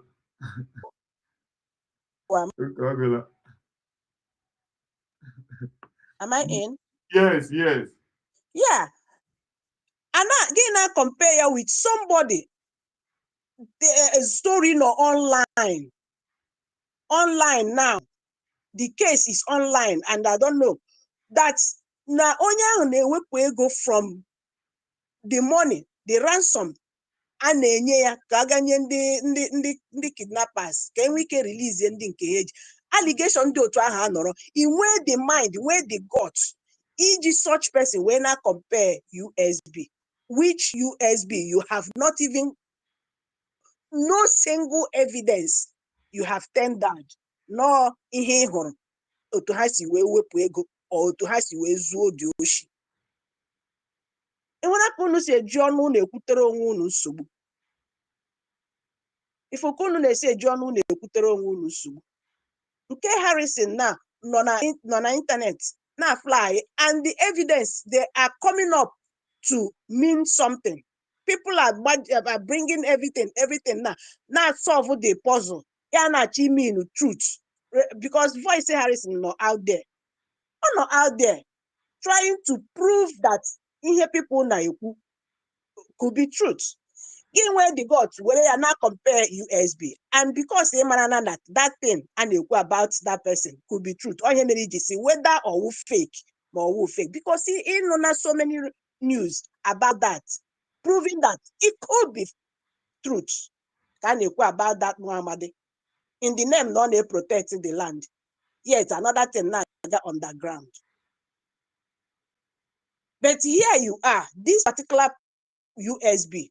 And when being nothing you have said, maybe how we or how mepro or has rudioshi. It's just mere allegation out of jealousy, envy, or nenye go kwanki na akpi anya. Gị kwugide ndị na-enweghị evidence iji against them. So, you can listen to him, but I tell you what, when you listen to Go 247, make out, try to draw the line. Do not allow this thing to get to you or to deceive you, because the Hanatiji indirect way to deceive people to stop donating. Ka ihe a na-ebenu na-ebesi ike ka ha hụ a way to criticize USB and drag Ngozi Orabueze down. That's all him na ahụ here. Because Go 247 cannot tell me that all these things on ekwu ebe a na ọhụ na ya before mgbe ọ nọ na support to USB. Who that all these things so mere allegation and propaganda. Now ọ pụtazie na bịa join the propaganda. Ogwanono that he is now in. So chance instead of he uses here to expose Ngozi like he promised, no what the chance not gonna be exposed Ngozi. He is here to talk down on Uche. To talk down on Uche and to bring out the details and pictures of ndị na-ekwe ịpụta from USB, ndị na-protect USB, ndị na-support USB. Oji ncha asa ahụ, lekwa anya gị, and mara onwe gị. Daalụ maazị. Nne m enwere ịgbalịala nne lewe anya na ịma ihe na-eme asị ihe na-eme gị na-ele anya gaa na-aghọta ebe ihe na-eme anyị si na ndị bụ ndị. Let us not forget in hurry that when Chinasa Nworu and co were fighting our PM, they were the same people fighting for freedom. They were calling, making the identity of our people public, calling on DSS and zoo securities to go after them.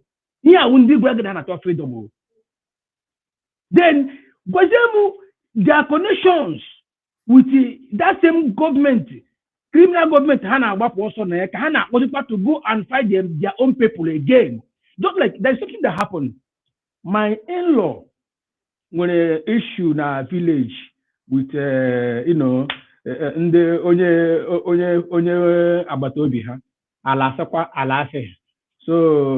the person I got her police. Police. So I made the thing. My in-law had one na phone, the quality, and I had to call police, more Panagamen, Kagame, Masan, Mapo has assistance now. Zoo, anything concerning zoo, with the securities, and I'm a Tiria, and I come to play gum, I come to leg Gawano. Don't advise more than you know now. Here we bala. Gapune zone. Yes. Gano got sort on your art with Ezono. Hapugano zoo this thing and Nandosha as home.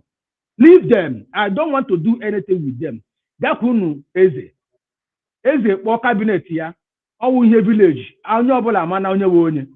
So Nahaga Shota I believe with that, and when support more I will do it. And the man adhere to my instruction. Gakureze. Eze about the person. Yaga will take Oku and the police. Now here I will even if the police are walking I got the man already. which they brought back home. They settled everything amicably, and allow my in-law. The guy making him pay ango. My in-law, the man Allah. After pay ango, instead of Moyaga, I return Allah. The boy I got rule on the Allah. My in-law Nagwena, Uli Ali, a bitch rule of Halakon, or Alam Polo, or no problem. So at the end of it all, Ndakeba, Potonia Blacka, Abakebe, Onyamale will Palaya. So these people, when you hear them saying that Naga a mayor public, a mayor identity public, Naga Menka, Naga Portuguese, na zoo security, Agamenka, Aga Robbie DSS. When the Gizoma guys say, it is shown and they will be Africa Hydra. Yeah, will infiltrate us and agents within us. Get an organizer. What are the idea for a mission? But I keep Baza, I can get behind another. Go on, my brother. They will.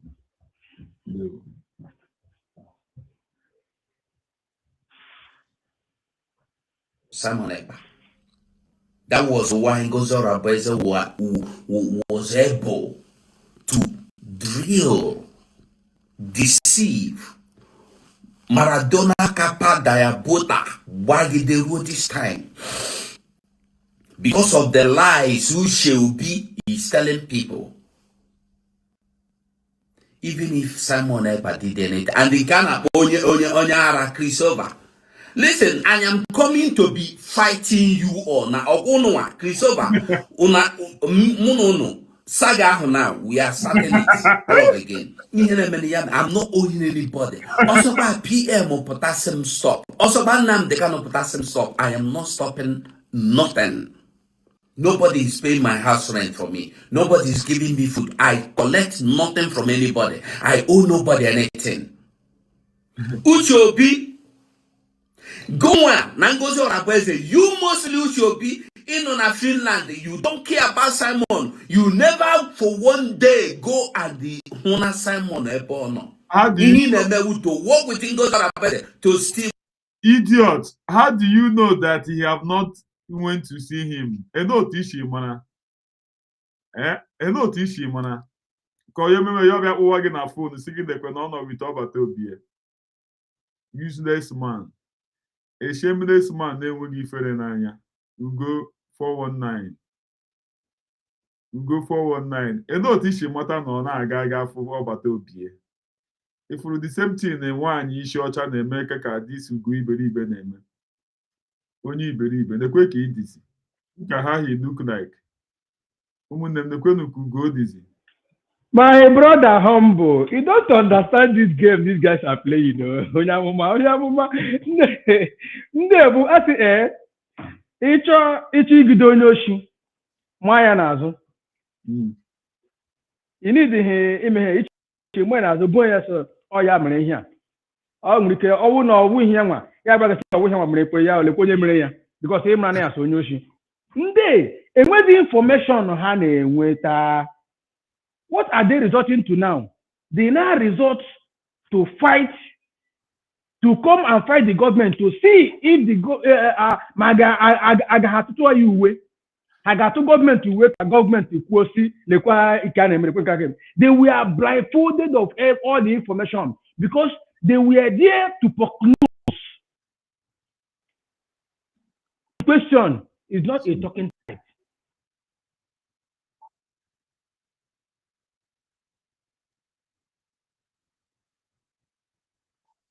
No, as I go ahead.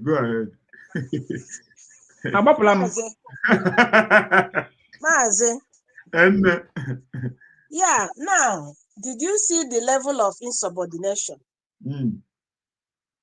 We're going to display here now. We're going to listen to yourself. No, so good. Simon Ekpa say stop. Stop. Also good. Nam de Carlo Pota. Wage stop. If you go how this thing is dragging you to be.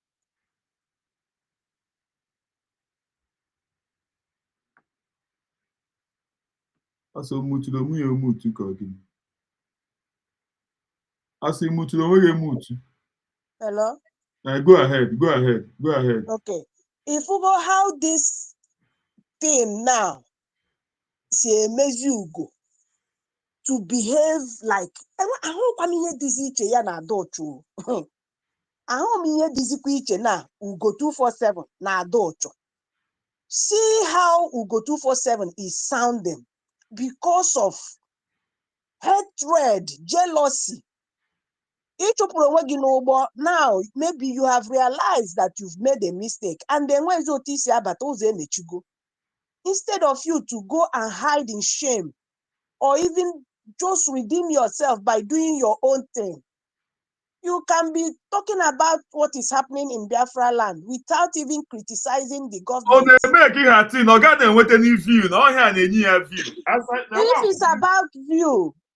If it's about view, that means you are not a freedom fighter like you are claiming. Freedom fighters doesn't care about view. Nnamdi Kanu owu view ka ọ pụtara. Ọrụ view ka ọ pụtara, ọ ka ya nara n'ego pụta bịa gbawekwa ihe ọ na-eme tụgbara na view ya. So you see the level of insubordination. Ihe ọ na-eme na is it not exactly what Ogechukwu Nkere and Sonia Akparawa did with Mazi Simon Ekpa's name? Oh, yeah, no. Oh, yeah, 247, you are here now saying that to fight everybody in the social media. So he go ready to banner na social media, to become a nuisance na social media. If you go now, and now you finished yourself. You ended yourself completely by saying, also go to Mazi Simon Ekpa pota, Mazi Nnamdi Kanu pota. Say stop. Say stop. That you will not stop fighting your people because they don't want to buy your own idea. You can official, of opinion, of vote. And when majority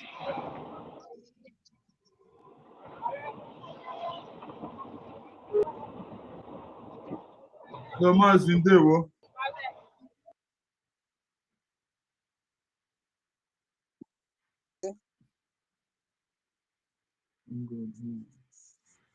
Hello? I'm sorry, go ahead. Go ahead. Yeah. When the majority supersedes your own, they angry. Then you want majority to buy your own idea. It doesn't work that way now. It doesn't work that way. In this our freedom, there has never been a time the place majority no. Now they're wrong. There's never been a time like that in this our struggle. Anywhere you see the majority of Biafrans, that is where the truth is. Always, as in always. So don't force it. Do not force it. Don't force your opinion down to our throat. In here, I see that Uche na atuasi. How did Uche tuonasi? Because Uche answered you what you were not expecting. You expected Uche to say, Ngozi adịghị emetia. That was what you expected Uche to say.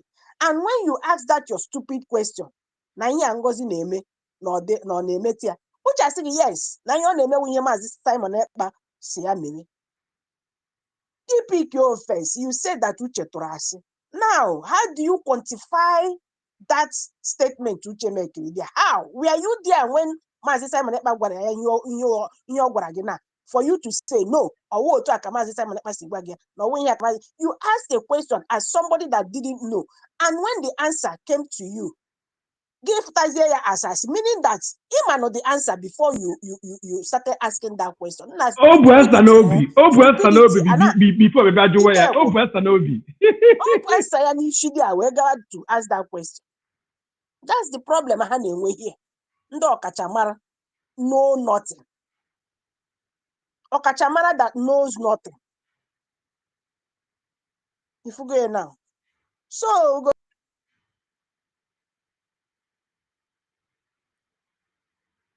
Hello, Mazi Fanyi Ndewo. Mazi Fanyi Ndewo.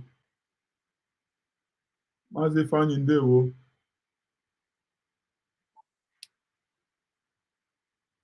Asanika achọ dị ka Every minute can hear they trip him out. No, the thing Anyway, the thing now is you see how angered Ugo in a video. That will tell you that Ugo have totally lost it. Yes. Of course, one be Amachana with that of Adocho. Now, one of the can work as a bara.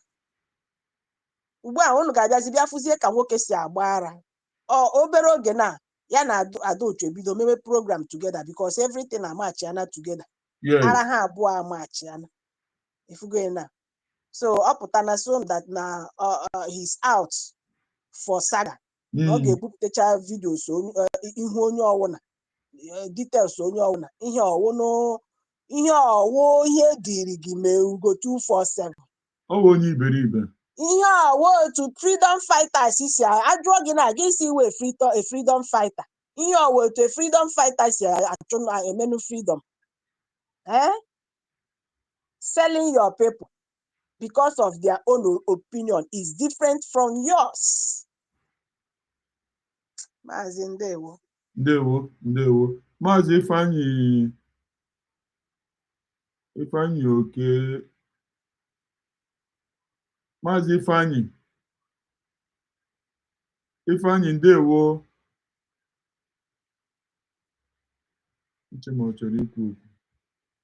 Money. Listen, Obana umu Biafra. Ego unu na-eri is ego ọbara and ọ ga-atọment unu torment ya generation unu ego ọbara we torment you Chris over you are collecting yes na remember when I said that thing Ugo was still with us. I'm not saying na otu asa report knows we go have to return that money ekwumniti no obi m si na o dịka ịma ama na ọgwa nwoke a you return all the money. Because mgbe m kwuru ya chetakwa na Ugo ka nọkwa with us ọ ka nọ with USB. Yes. I call him out. Send Daddy Adozi that he should return the money no matter what. Yes, now you find a way to return that money, even if Oruna acquire by installments. Small, but make sure. Yes. Make sure that the Hanoginata. Today, if you not confess, no blood money, and you have eaten it. You have eaten that blood money. Oh, you're not torment Google. Oh, you're not torment. Free yourself. Free yourself. Mazi, continue. Money hiding behind it. Ugo 247 is your problem. All got torment unu. Ego bara. Okay, no arrow. I'm telling you, ego bara. By the time it will start working against you, unu amonomu. Ndamu bahamu kagamamu. Keep collecting ego bara. Nderi. Undo biapo. Wicked people everywhere.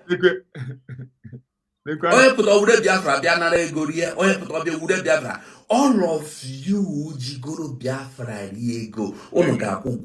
And Diego now, irigwe Diego. Monakwa ni irigwe Diego. Give us so ge kere nyegidegi. To the extent ge juwaze ya gisi ne erisi. Ichefuola. In painful way, in sorrowful way. Humble. Mazi. Ọfọ ụlọ ọgọrọ anyị ga-esoro ya sị ya ise ya mee ka o si kwuo ya ya mee ka ise ọfọ ụlọ ọgọrọ anyị ga-eso ya sị ya ise ya mee ka o si kwuo ise Uche Obi iwe. Yes, no, but I'm surprised. My brother Triple M, he said disappointment. Ubi, iwe disappointment. All the trust to PM Buru Bunyege, Ibruhancha Bayanala. Lies that you never even know the day PM Ogana Court and Ambosa Ogana Court. Which will be you. I am disappointed. Ngozi is not even the problem. Because most of the people that trusted Ngozi because of the trust they had on you, Uche. You see where the problem Is so is. you are hiding. Yes. I am bringing all of you out now. You see where the problem is. Yes. Now, Ngozi is no more the problem. Yes. If when you go 247G against Dr. Ngozi Orabueze. So Ngozi Orabueze is no more the problem. Nozi Uche na-ekwu okwu. Uche na-enweghị ụgwọ ojigi. Ozi Uche wụzi the problem now. All because if iluru na Uche nọ na Finland, o kwesịrị na-ewetara gị update. Update is for the government. All government ka ọ dịziere to assess it, mara ma ọwụ ihe a ga-enye ọwụ for public consumption. Nna unu ama anụ ka gọọmenti si work. Unu che na otu ahụ ọ dịbụ na mbụ ka ọ dị ugbu a that we have declared our nation. Unu afọ ka cabinet si wee dịzie peaceful. Enwezi sabotage in that cabinet. Because information bata ebe ahụ ya dị well saved. Enweghị na sabotage is the information there. Nke ahụ ha chọrọ ka for public consumption. Ewepụta ya. Unu ga-adịkwa surprise. Unu mana Dr. Ngozi Orabueze nwere akwụkwọ o printiri submit ya na igwe bute ụzọ nwere such discussion today say na Dr. Ngozi Orabueze printiri documents send ya igwe bute ụzọ. But when that thing came out, did you see how it went down? Did you see? Marakwa na ebe a na-agbakashi ọnụ until the day ịma na Dr. Ngozi Orabueze ọ gara ịta ụlọ ọ ga-ata ụlọ ya nke ọ ga-awụ ọfụgide ụlọ unu na-regret ihe ndị unu kwuru ekwu. Now keep gbabrana your mouth. Unu ama those informations ndị nwaanyị mmadụ kipụchara unu nọrọ ebe a na-agbakasị ọnụ na-ele ụnụ na-achị. The day ọ ga-erelease ya ihere eme onye ukwu ma onye nta, all of you. Ihere eme onye ukwu. I'm just saying this thing because I feel it. When you watch her closely, it was name how she operates. That is the way Dr. Ngozi Orabueze made her own leadership. That is far from our leader Obatobi. Obatobi na-eji ike release achievements. Ọ na-eji ike release information. Ọ na-agụkọ agbajuo ka ọ ga-awụ na-ewepụta ya ihe make ya sense. Ọwụ ijiji fefe ewepụta anwụ fefe, it will mean nothing to the public again when you start doing it that way. Unu na-achọ ka unu mara Obatobi ahụ adịkwa ya. What other information are you looking for? Or which update? The date of court. Is that what you are looking for? They think all that way with the room information all that way with the room now. Una doya sha dokasya ya vam. Tell me one update. People respect. It's always one propaganda or the other. We put any information. Una tisaya dokasya. Many already bring progress. It will later bring nothing. So abusi gbakwa n'otule ya amụrụ akọ. Ọwụrụ akọ a kwa ifuru ọwụrụ akọ anụ. The government of USB amụtala ha amụrụ na. Keep waiting for updates. I like the way they are keeping all of you sabos in suspense. Unu na-enyo onye na-enyo isi ya n'aka, you will see nothing until that time ha feel like releasing any of the information for public consumption. They will do it. You cannot push them. The era of pushing government to do this, do that, and they will keep doing it. Organa. Every leadership will go see a chinke. If she chooses to do it this way, and they are now working, let she continue. We have no problem about that. to sabotage our movement, and which we have not seen Dr. Ngozi Orabueze in that page. I have to be in that page because all of these things on the paper the communication, the evidence, the transfer of money from here to here. Praise. 10,000 because come and say the transaction in the business you will not see them saying it. Half-baked information. And that's exactly what it is. That's exactly what it is. Half-baked information. If inside Dr. Ngozi Orabueze is Roshi, but you will not say what Ngozi Orabueze is. As Nnamdi Kanu said, As Nnamdi Kanu is Roshi, As Nnamdi Kanu is Roshi. Nnamdi Kanu Zurugi, you will not say. Ikwukwe n'okwu dị cheap. Mana imezi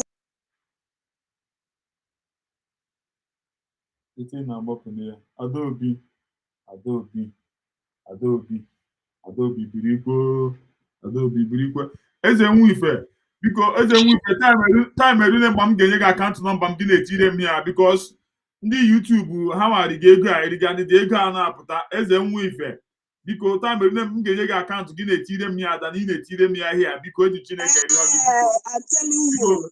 Anọrọ m na YouTube na share that thing into two. Even and the thing itself the YouTube self enweghị ego onye ga mụ ama m ka m eze nwife biko ọ dị ka ọwiti gị akaụntụ gị na-enye m ya na akaụntụ biko enwere ihe eji esend gị ego na Amerịka dị ada ihe a gị nye gị m enwekwa uru ọ bara m for them to know ego a na-enye super chat ụmụnne m ọkwa YouTube ka a na-atụrụ ya. I have come to realize na ya enwetara m the information. Onwere onye kwuru ya ọnwụ Humble Lion na-ekwu ya for somebody have disclosed this thing to me. Ega, people super chat out. I'm not saying it for you guys to stop, but for you to know.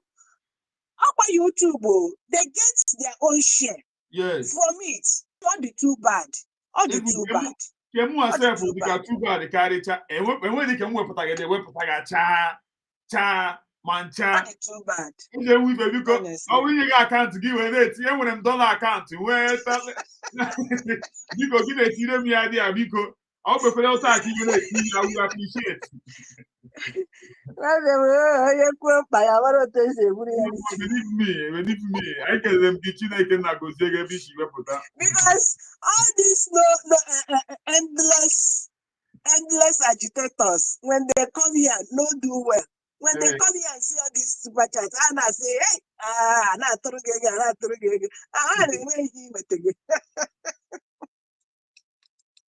you understand? Hello?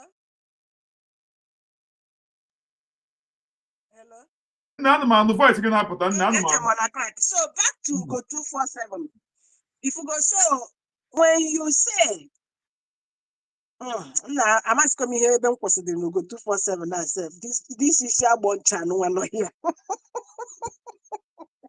Mazin Nnamdi Kanu now I remember. Mazin Nnamdi Kanu said, if you say that Mazin Nnamdi Kanu Zurugoshi, can you come out and say that thing now Zurugi? Can you Zurugi? The same thing now Kunu Nekwebe Dr. Ekwone Ebe Mazi Simon Ekbano. Now Une Brune Ebe Dr. Ngozi Orabueze. This is the word of Go 247. Can you now be specific? Even Kosi again on the media, be specific and say that thing now. If you will come out to that conclusion, now Ngozi Orabueze is Zuroshi. We are not asking too much. We are not asking for too much. Then I am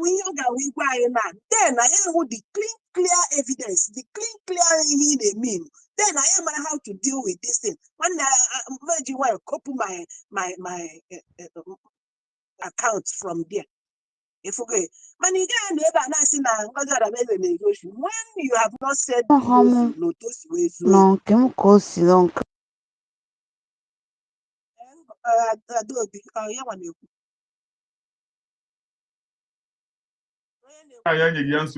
didn't understand. ọ dị ka ihe anya nye gị ya nsogbu o mee ya understand ọ ya ka ọ na-ekwu sọ ma ọ na-aka ya ka o si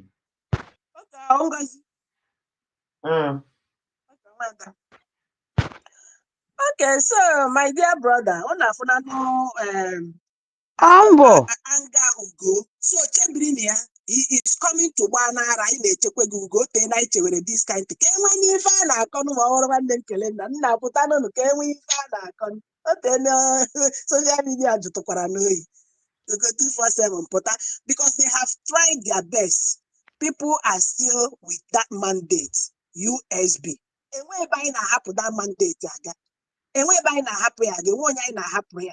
You that rejected that mandate, Mazi Simon Ebers told you, protect the mandate. Dr.Ngozi protect the mandate. Meaning, we have to help Dr. Ngozi to protect that mandate until you but to go 247, you have left that mandate for that mandate to break. Thank God for somebody like Akwebisi, humble lion here. Somebody like Elena, somebody like Kai, somebody like Ada Simon, somebody like Mazi Exodus. And so many of somebody, oh, how can I forget the Obenga? Somebody like real Biafra TV. Hi, name Pezumo Biafra anya na nke ikpeazụ a.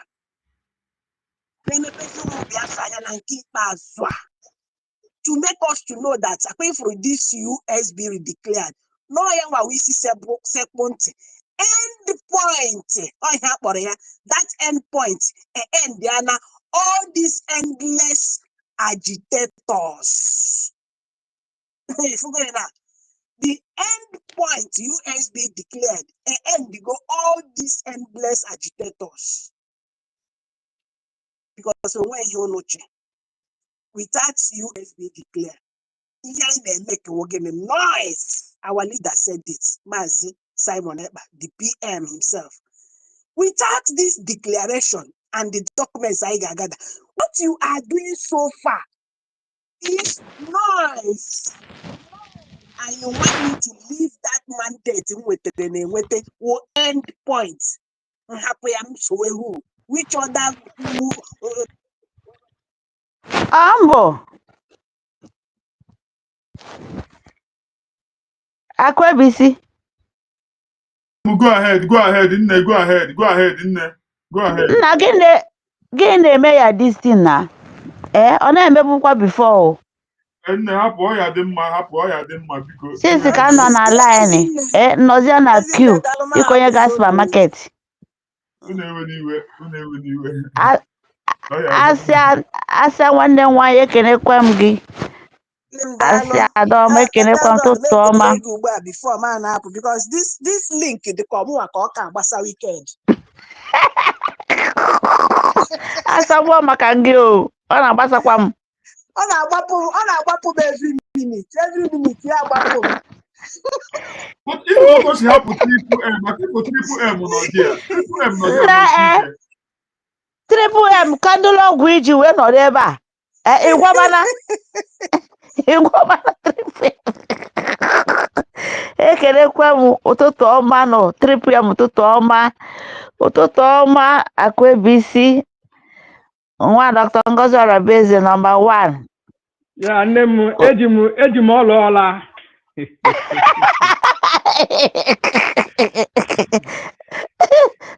Nna tụnyatụ nwa obere ka m wee jide ya. Ụtụtụ ọma na ụmụ Biafra. Ụtụtụ ọma ndị USB na-amasị. Na megide ha, elu megide, elu ala megide ndị isi na ọ ga-adịrị anyị na mma. Ugo alakwara m egwu a gụalị m ya. Ifu ya ka okpube asị mbe okpube na shiel ya waa ada ya nwanne ya nwaanyị wee bịaze wee sị enu megide ha, ala megide, enu na ala megide ndị isi na ọ ga-adịrị anyị na mma. Ndị mara asị ise ya nwekwukwa ise. Achọrọ m ịjụ nwoke ọ bụ na-asị assassin ojisi kara ụmụnna ya hey asị ahụ o tekwa na anyị nọkedebe wee chịa ọchị biko ka anyị chịa nwoke ọchị ihere anaghị eme nwoke a eziokwu m niile ọ bụrụ ihere na-eme ya bifo pụta njem ọ ka aga na old ihe o kwuru n'ọnụ that na ọ bụ na o nwe ka o si wee n'ike agwụ n'anya o wee baa n'ụlọ na ọ ma apụta na soshal midia ịgba dis gọọmenti mgba na ọ ma kwujọ dis gọọmenti ọkwa okwu ya na spesi o kwukwa ya na our program humble bụ nwoke a ụmụ Biafra na ọ nara ego ọ nara n'ego ha kwụọ ọnụ ya ụgwọ so ha kwụọ ọnụ ya ụgwọ ọ nara n'ego ọ na-adịkwa mma ekwefu tọkụ na-adị chip ọ na-adị so chip mgbe nọ imezi eme ị ga-ebunwukwe ị ga-akwụrụkwe ọ bụ na ndị ịma na ndị na-etu ọnụ come on ọkwefu ya mfu a na-agwọ m ga-egbupụ ya isi mfu a na m ga-egbupụ ya isi ọ ga-amụrụ ama nwoke bete agwọ nwarịpụta ifu ka nwoke ji mma tụfuo mma na-agba ọsọ tọkụ dị chip ụmụ Biafra biko nụ nke onye mewe ike emenwu ya ekwupụtakwana ya tọkụ dị chip nwoke wee na-asị ka njikọdi ya ọ na-akpọ uche afa ọkwa ife uche ka m gwa ọnụ amaghị m uche face to face afụnụbeghị m ya mụ na ekwukọ bụ okwu face to face apart from na afụ m ya the first convention na video and the second one all the totally broke down because of ọbatobia nke ịtọ abụkwa oge ha ga kọtụ nwaanyị ikwikwii nọ na Finland na-asị n'ezie na enwe ndị bịa owe mecha owefe uche owe vidio onye ana on Monday mwa mee my own verification of ID ya ka nji wee nụ voice ya bụ na mụnwa bụ onwe onye ọbụla nwe onyinye Chukwu okike abịa ma nye onye deposit ya na-arụ ya iji wepụta ụwa uche na-eme ka CID ama m ihe ọ gụrụ n'akwụkwọ onye na-eme ka CID onye a na-anọ underground imam nọ na monitor gị imam nọ na-read gị imam nọ na-enweta informations or such a person one day Chukwu ka bịa maka opportunity if you face to face ka njụ anya or CID ka ọ bụ because ụmụ Biafra hapụ na ihe this man na-ekwu uche ọ nọ na obi na Finland uche nwere akwụkwọ and kesi ọbatobie adịghị mma ịnapụta na social media for ndị nwe ọgụgụ isi for ndị nwe ọ bụ na ịbụ a journalist ịgụ communication ịmata na onye a n'ebe ọ nọ na kesi ya ha nwa iburu ya na-edebe na social media na ọ dịghị good uche na-aga afụ our PM because ọ bụ everyday ka a na-eji afụ ndị nọ na ebe ndị nọ na mkpọrọ ọ bụ everyday ha nwe the days ha na-eji aga afụ ha and that day ime apịachara ike wee gaba ihe aga with their protocols of the rule of the land iwe jefu PM Uche na-eje afia every month. But it's not the public consumption. There know why. Ihe amamego ugboro ofu, abụọ, nke ịtọ inwe uche. Ịma na onye amanwezi uche again. And anya nọ na agitation. Ụmụ Biafra, anya nọ na agitation. Anya agafego agitation. Anyị bụzi a country. Bụzi a country. Anyị bụzi, no matter na anyị nọ na AZ this moment, ka na na-etinyechi ihe, na-etinyechi 1, 2, 3 things before we are now in masses go back to our country to occupy it. Ịma na ndị a obe ha na-eclaim na ha agụ akwụkwọ, na ha dị educated. Among ndị isi educated ha dị. Educated alụlụ ana. Educated, educate your people the good thing. Ndị na-eme ahụ ka ha marị. Dịka ihe nwe ndị anyị bụ Really Biafra TV na-eme. Ugo, please go there and get your education from your Really Biafra TV. Wepụ, forget about shame. Wepụ na atụkwana m onye atọ ọnụ onye a. No, wepụ ya. Ịma Ndụbisi. Ịma ya.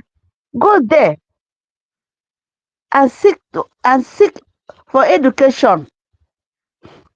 Ka educate ya, ka ọ gwa gị ebe ị ya aga to research before ị bịaga na-eme onwe gị public assault. Uche, gịnị ka o mee gị? Isi na PM so n'usogbu Uche. Uche nọ na media. Oge PM nọ, Uche ọ nọ na media. Oge PM nọ, isi na PM so n'usogbu Uche. Oke, ọsọ n'usogbu Uche. Nke nwa, isi na-akpọ Uche n'abalị n'ụtụtụ wee jụọ anya ajụjụ. Si na ihe a Dr. Ngozi Orabueze na-eme. Ihe gịnị ka ọ sa gị jikwa ọnụ gị wee si n'Uche si yes. N'ihe our DPM bụ Dr. Ngozi Orabueze na-eme nọ ota ka our Prime Minister chọkọ ka o mee ya. Gịnị ọzọzi ka ị na-agbakarịsịrị azụ? Gịnị ọzọzi na-ewute gị? Ngịnwa oge unu ga meeting, oge agị pụrụ, onye ọbụla na-ajụ asị adịsoman anya ma ọ nọpụana. Ọ mbụ ị na-ene anya o kwupụtaghị onye. Ozi muke ọ mụpụtakwa na-ajụkọ ya ọsị hapụgodu nụ that side, hapụgodu nụ before ihe a bụ wepụtacha. Asị nọ gịnịzi ka hapụ that side. Ugo 419 Ugo Udene na-eri ụmụ nwanne ya. Ngịnwa bụ oke na-ata afụ ọnụ. Ị na-ata mmadụ, ị na-afụ onye ọnụ, onye ama nọ ngị na-ata onye anwa. Ịdị alụlụ ana. Ịma na ụmụ nwoke bụ alụcha gị like this esi ọkwa nwoke bụ nke a. Ọ dụrụ unu nwa ka some ụmụ nwaanyị apị ịtarị pịa ikoboko. Isi unu anwa agbajaja. Ka njụgo otu gị ọkwa ịbụ nwoke. Gịnị ka Uche ji wee karịa gị? Ikpu Uche nọ, gịnị ka Uche eme gị? Na PM trust ya. Yes, PM trust ya. Yes, PM mana Uche ama betray ya. That's why Uche na-eje visit ya. O visit ya nye Uche ebulu ozi PM ase bulu ozi bugeli Dr. Ngozi Orabueze DPM onye o nyere surrogate n'aka.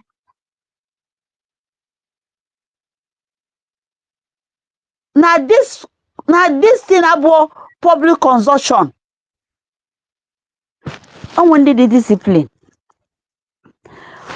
Yes, anọ m dịka ọ na-agwa bete obi m na-agwa m nọ ihe ka PM na-agwa ya. Onye ọ m na mmụọ na-edupụta ya ije. Ọ si uche were ozie bugari Dr. Ngozi Orabueze is not for public consumption. Na nnu ya na mpụta nnu ya uche onu asọ o buru ya biko na ụmụ onye oji buru ya nọ jege nye Dr. Ngozi Orabueze ya. Beti si na ịbụ nwoke jọsọ ime ihe ga-eme kpọọ ndị nọ na gboo ịnọ na Europe, Finland and Spain ọ backyard ka ọ bụ. Make your appointment ebe a na-emeke appointment. Go and see that PM you say you love. Gịnị ji gị ije ga afụ PM? Jụọ PM ajụjụ. Ịjụchazie ya ọgbasizie ya ebupụta ya ka ọ bụrụzie ya public consumption. You rely on somebody isi na PM say follow him. I know you want to get update. Can't you break that protocols and go by yourself? Why are you troubling your soul? You see it as for saga. Igebukwe. Igebukwe. Na ihe ndị mmadụ na-agwa gị na comment section alaghachigba gịnị. Oke nwa gịnị ka Christopher oke nwa megi? Oke nwa mebu ọkpọbọ gị iwuche akpọbeghị gị onwe onye gwagokwu ọjọọ ị na-achọ ebe ihe n'ịdịghọ. I remember ekwu m ya na space yesterday. Ihe mmadụ ukwu m ga-ekwu ya. Ihe mmadụ ume m ga-ekwu ya. Agwa m ụmụ nwanne m si ya na mgbe ihe a pụtara mgbe Ugo ji ọnụ ya wee kwu na this man kwụrụ ụgwọ na ọ na-enye ya ego. Anọ maghị ihe ego ọ na-enyere ya. Anọ wee jụọ anya si ego a nyanwa wee kwụsị data ego. Na ha anyị efukosi aga asati na ewepụta wee si wee nye ya ndụmọdụ wee sie ya Ugo 247. Ọkwifu ego a nwoke anye gị were ihe jee nyechie kwụnye ya na gọọmenti account. Data mandate account na-arụ ọrụ. But na ọ bụ na ịnwe ya in bulk na-akwụ ya bit by bit. Anyị wee tụnye ọnụ m wazụkwa wetinye ọnụ wee sị ọ bụ na ịnwe data ego anyị atụgharị gị ego ka iwechie data ego back na ego ọbara ka ọ bụ. What is a problem? And ego ọbara na-edu gị ka njụgodu gị Ugo 247 ihe na-eji onwe ike gaa Finland bụ na ịnweghị ego iji aga Finland. Biko na ịgbakọcha ego ụgwọ ụlọ gị and ego ọkụ na heating na agbụgbọ tigbuo my brother ka anyị gwa onwe ya eziokwu. Imagine a doctor wee tụnyarị a factory job. Imagine a nurse.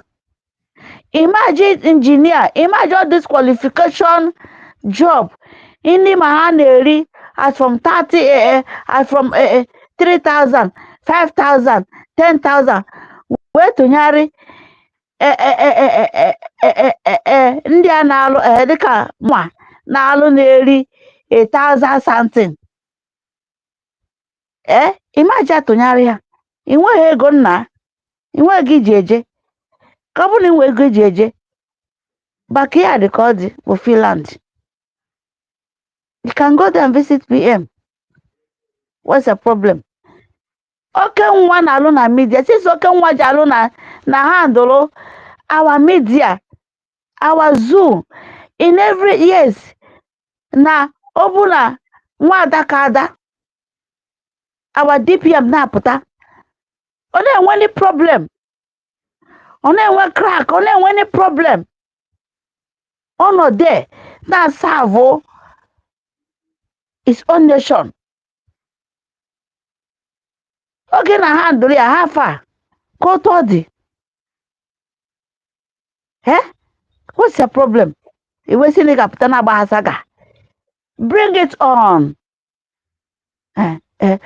Asatina, let me borrow your language. Bring it on. Bring it. Now we there here.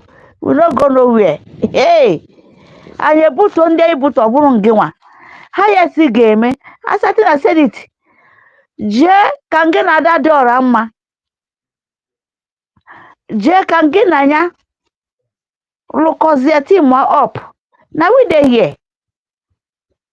Very soon now, okay, may invite to come his own platform. Ego anyị na-atụ, mụnwa na-atụ ego, yes. Ana m atụ for Ngozi Orabueze. But anyị ga-enwe onye isi. Who is that person? A woman pick a courage. Ebe unu na ụmụ nwoke na some ụmụ nwoke some ụmụ nwoke gara ije anwa. Because some ụmụ nwoke that place could gidigbam n'azụ kwụnyere Dr. Ngozi Orabueze. Someone know what they could go 247 now you are in me. Now go no mmiri. Where are you? Ebe nwanyị gbasiri ike Ghana pardon jega declare nye where are you? Mgbe obodo na-agba yara yara. A na-eboro rumors na emena Dr. Ngozi Orabueze arrest. Na onye Catholic eme ya arrest. Nwanyị take a risk. Ụmụ ya take a risk. Si nne mommy go. We're with you. Oga, another place no broadcast. Many people drop. Many people in your schools, ndị gbago ticket, drop because of gịnị? Arrest. Na don't know my arrest. But when ndị ka obi wee gaa anya, wee si ga emeta ya, ihe ga-emechi ya meta. Aga njeme. Anyị ga-enwerịrị onye na-achị anyị. Ya bụ Dr. Ngozi Orabueze. Ego anyị na-ewepụta ego anyị na-atụ Ngozi Orabueze o zuru ka ome. Osisi men on the ground. In Wakasati na Grogia. There's many things. Many things. Unu nwa idea. Unu nwa idea na pretend. Many things. Ejego aro. Lobbies. Many things. And Ozube herself. Among the government is manage that money. Omu ego di. Otu ego si we na abia. Otu Samonekpa si we no ya. The time of Samonekpa says Samonekpa na-ebe akwa sef na-eti na ego anaghị abịa. The time onye ndu Nnamdi Kanu ụmụ Biafra ji ego wee wụnya ego na-ada ka mmiri na IPOP. But nke Samonekpa na-ewete wuri ya na-atinye because as a lawyer o ma na this thing na-abịara ya. O nweche phone ha na-akpọ ya, o nweche ma internet ọ na reply anyị nwanne m ahụ ya ka o ji agbada speed. Which bụ na Chibuzor Egwuatu confessiri si ya Simon ngwa gị na ị naghị emete ya onye ụkwasị ka mgbe ị na-agba ọsọ ị na-agba speed. Simon stop. Even majority of ụmụ Biafra na-asị Simon nke na-agba speed ihe emekwa mistake ọ na-achị ọchị because ama ọhụ ihe dị on ground. gold dị na the time of Simon. By now, our DPM can go far. Biafra, let us say the reality. Let us say this thing. Let us say it. Autosequence ideni. Go na bata like that. DPM Dr. Ngozi Orabueze, our cabinet, I can go far. What are you talking about? In Abia, the only get discouraged. Not for us. Never again. Never again. Never again. We cannot stop till Nayaga occupy the place. Our home. We go 247. Iman kata. Ngina hope ụzọ dị njọ. Na ndị otu gị na-akpọ on the ground. Gwa ha unu efe eluene. Hey, ọ bụghịkwa ndị nọ now. Isi na anyị nwa bụ obi akpọ, ịma na ọmụnwa bụ ụzọ si na abụ m onye obi akpọ. Isi anyị nwa bụ obi akpọ. But obi akpọ anyị na-egbu ụmụ nwanne anyị, anyị na-azụ ụmụ nwanne anyị ndụ. Ebe isi na ọ na-ezu ohi. The last one m ga-agwa gị ka m wee nye efe bụ Ọkwifọ, jide ya prove because ihe prove ya in the court, Biafra court. Ebe gị na Ngozi nọ zuo ụmụ Biafra ohi. Ị ga-ejikwa ya na DC. Ebe ị ga-ejikwa print kwa ya, jidekwa ya na tekwa ya na faịlụ gị because na anyị emepugoro m gị faịlụ. Yes, tinye ya na faịlụ. Ị ga-ebu ya bịa court. Echetara m that man na-apụta duru our Simon Ekpanu nọ. Ọ na-agba ọnụ kpatakpata amụọ m na journalist ka ọ bụ onye Igbo ka ọ bete echetara m afọ ya. Bete ndị ka ji picture ya. Ọbịa na-eme our PM accuse na ọ na-ezu ohi na ihe ọ na-ekpokọba na ego a na-atinyere ya n'onye ohi nọ ya. PM wesi anya. I still remember PM wesi anya. Ị ga-abịaza ụmụ Biafra na the court of law ụmụ Biafra. Ebe ọ nọ zugo ohi, ebe ọ nọ zu ụmụ Biafra ohi. Isogo na that among of people. Ihe nwere ike ime nwuni. What is your problem? Je ga-agwa hope ụzọ dị mma or hope ụzọ dị njọ. Whoever that sends you na ha bịara late. Ha jiri Ogechukwu Nkere jiri so na akparawa asọsidi ọbụnge come on, fuck off there. Ụmụ Biafra I submit. Humble daalụ hi notice nye m time daalụ.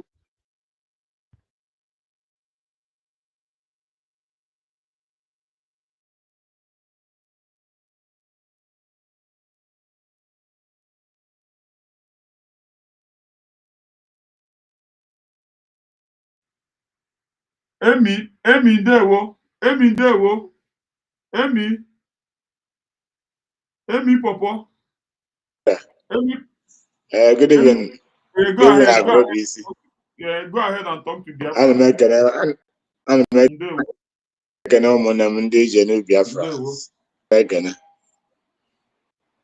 Martin can make an Odozi Akụ Ngozi ana m ekene daalụ na ọ Johnny Biafrans ka na ekene godi.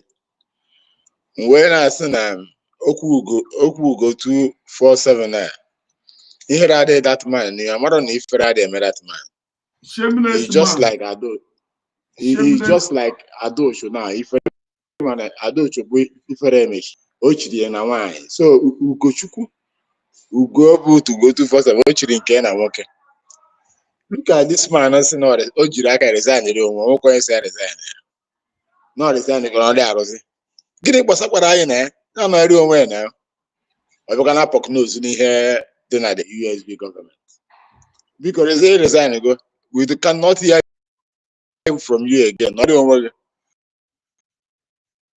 why Brubeck time of my useless man. Is that the man? In a minute, okay. makana ihe yọrọ Dr. Ngozi Orabueze onye gara na gọọmenti onyezighị ya iwe pụọ bịazie na-agbazi ya ụwa. You too small na you better very late. Am I going to that very government before? Able to put all government secret. Again, I do. No Bruno up as an enemy. I know why I cupboard. Mana all to go this time. Make a government say now. Secret fan are there. Even though joining now hopes grow like that. I cannot do sugar for that. She make up your mom with her name. Oh my own American think. So in a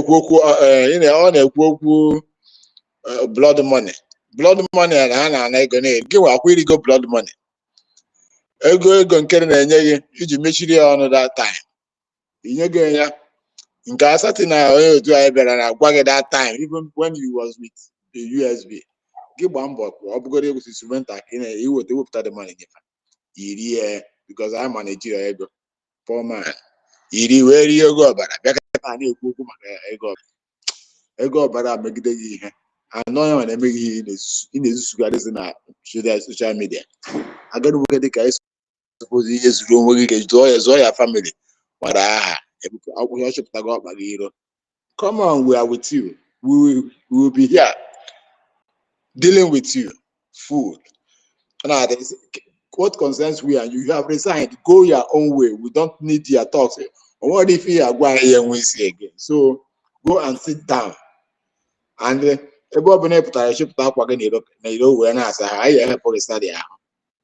useless man. Let me just keep it here for now. Government. Short. Government. All mistake. Amen. All mistake. Mazi Chukwu gozie ụmụ Biafra. Chukwu gozie unu niile. I love you all.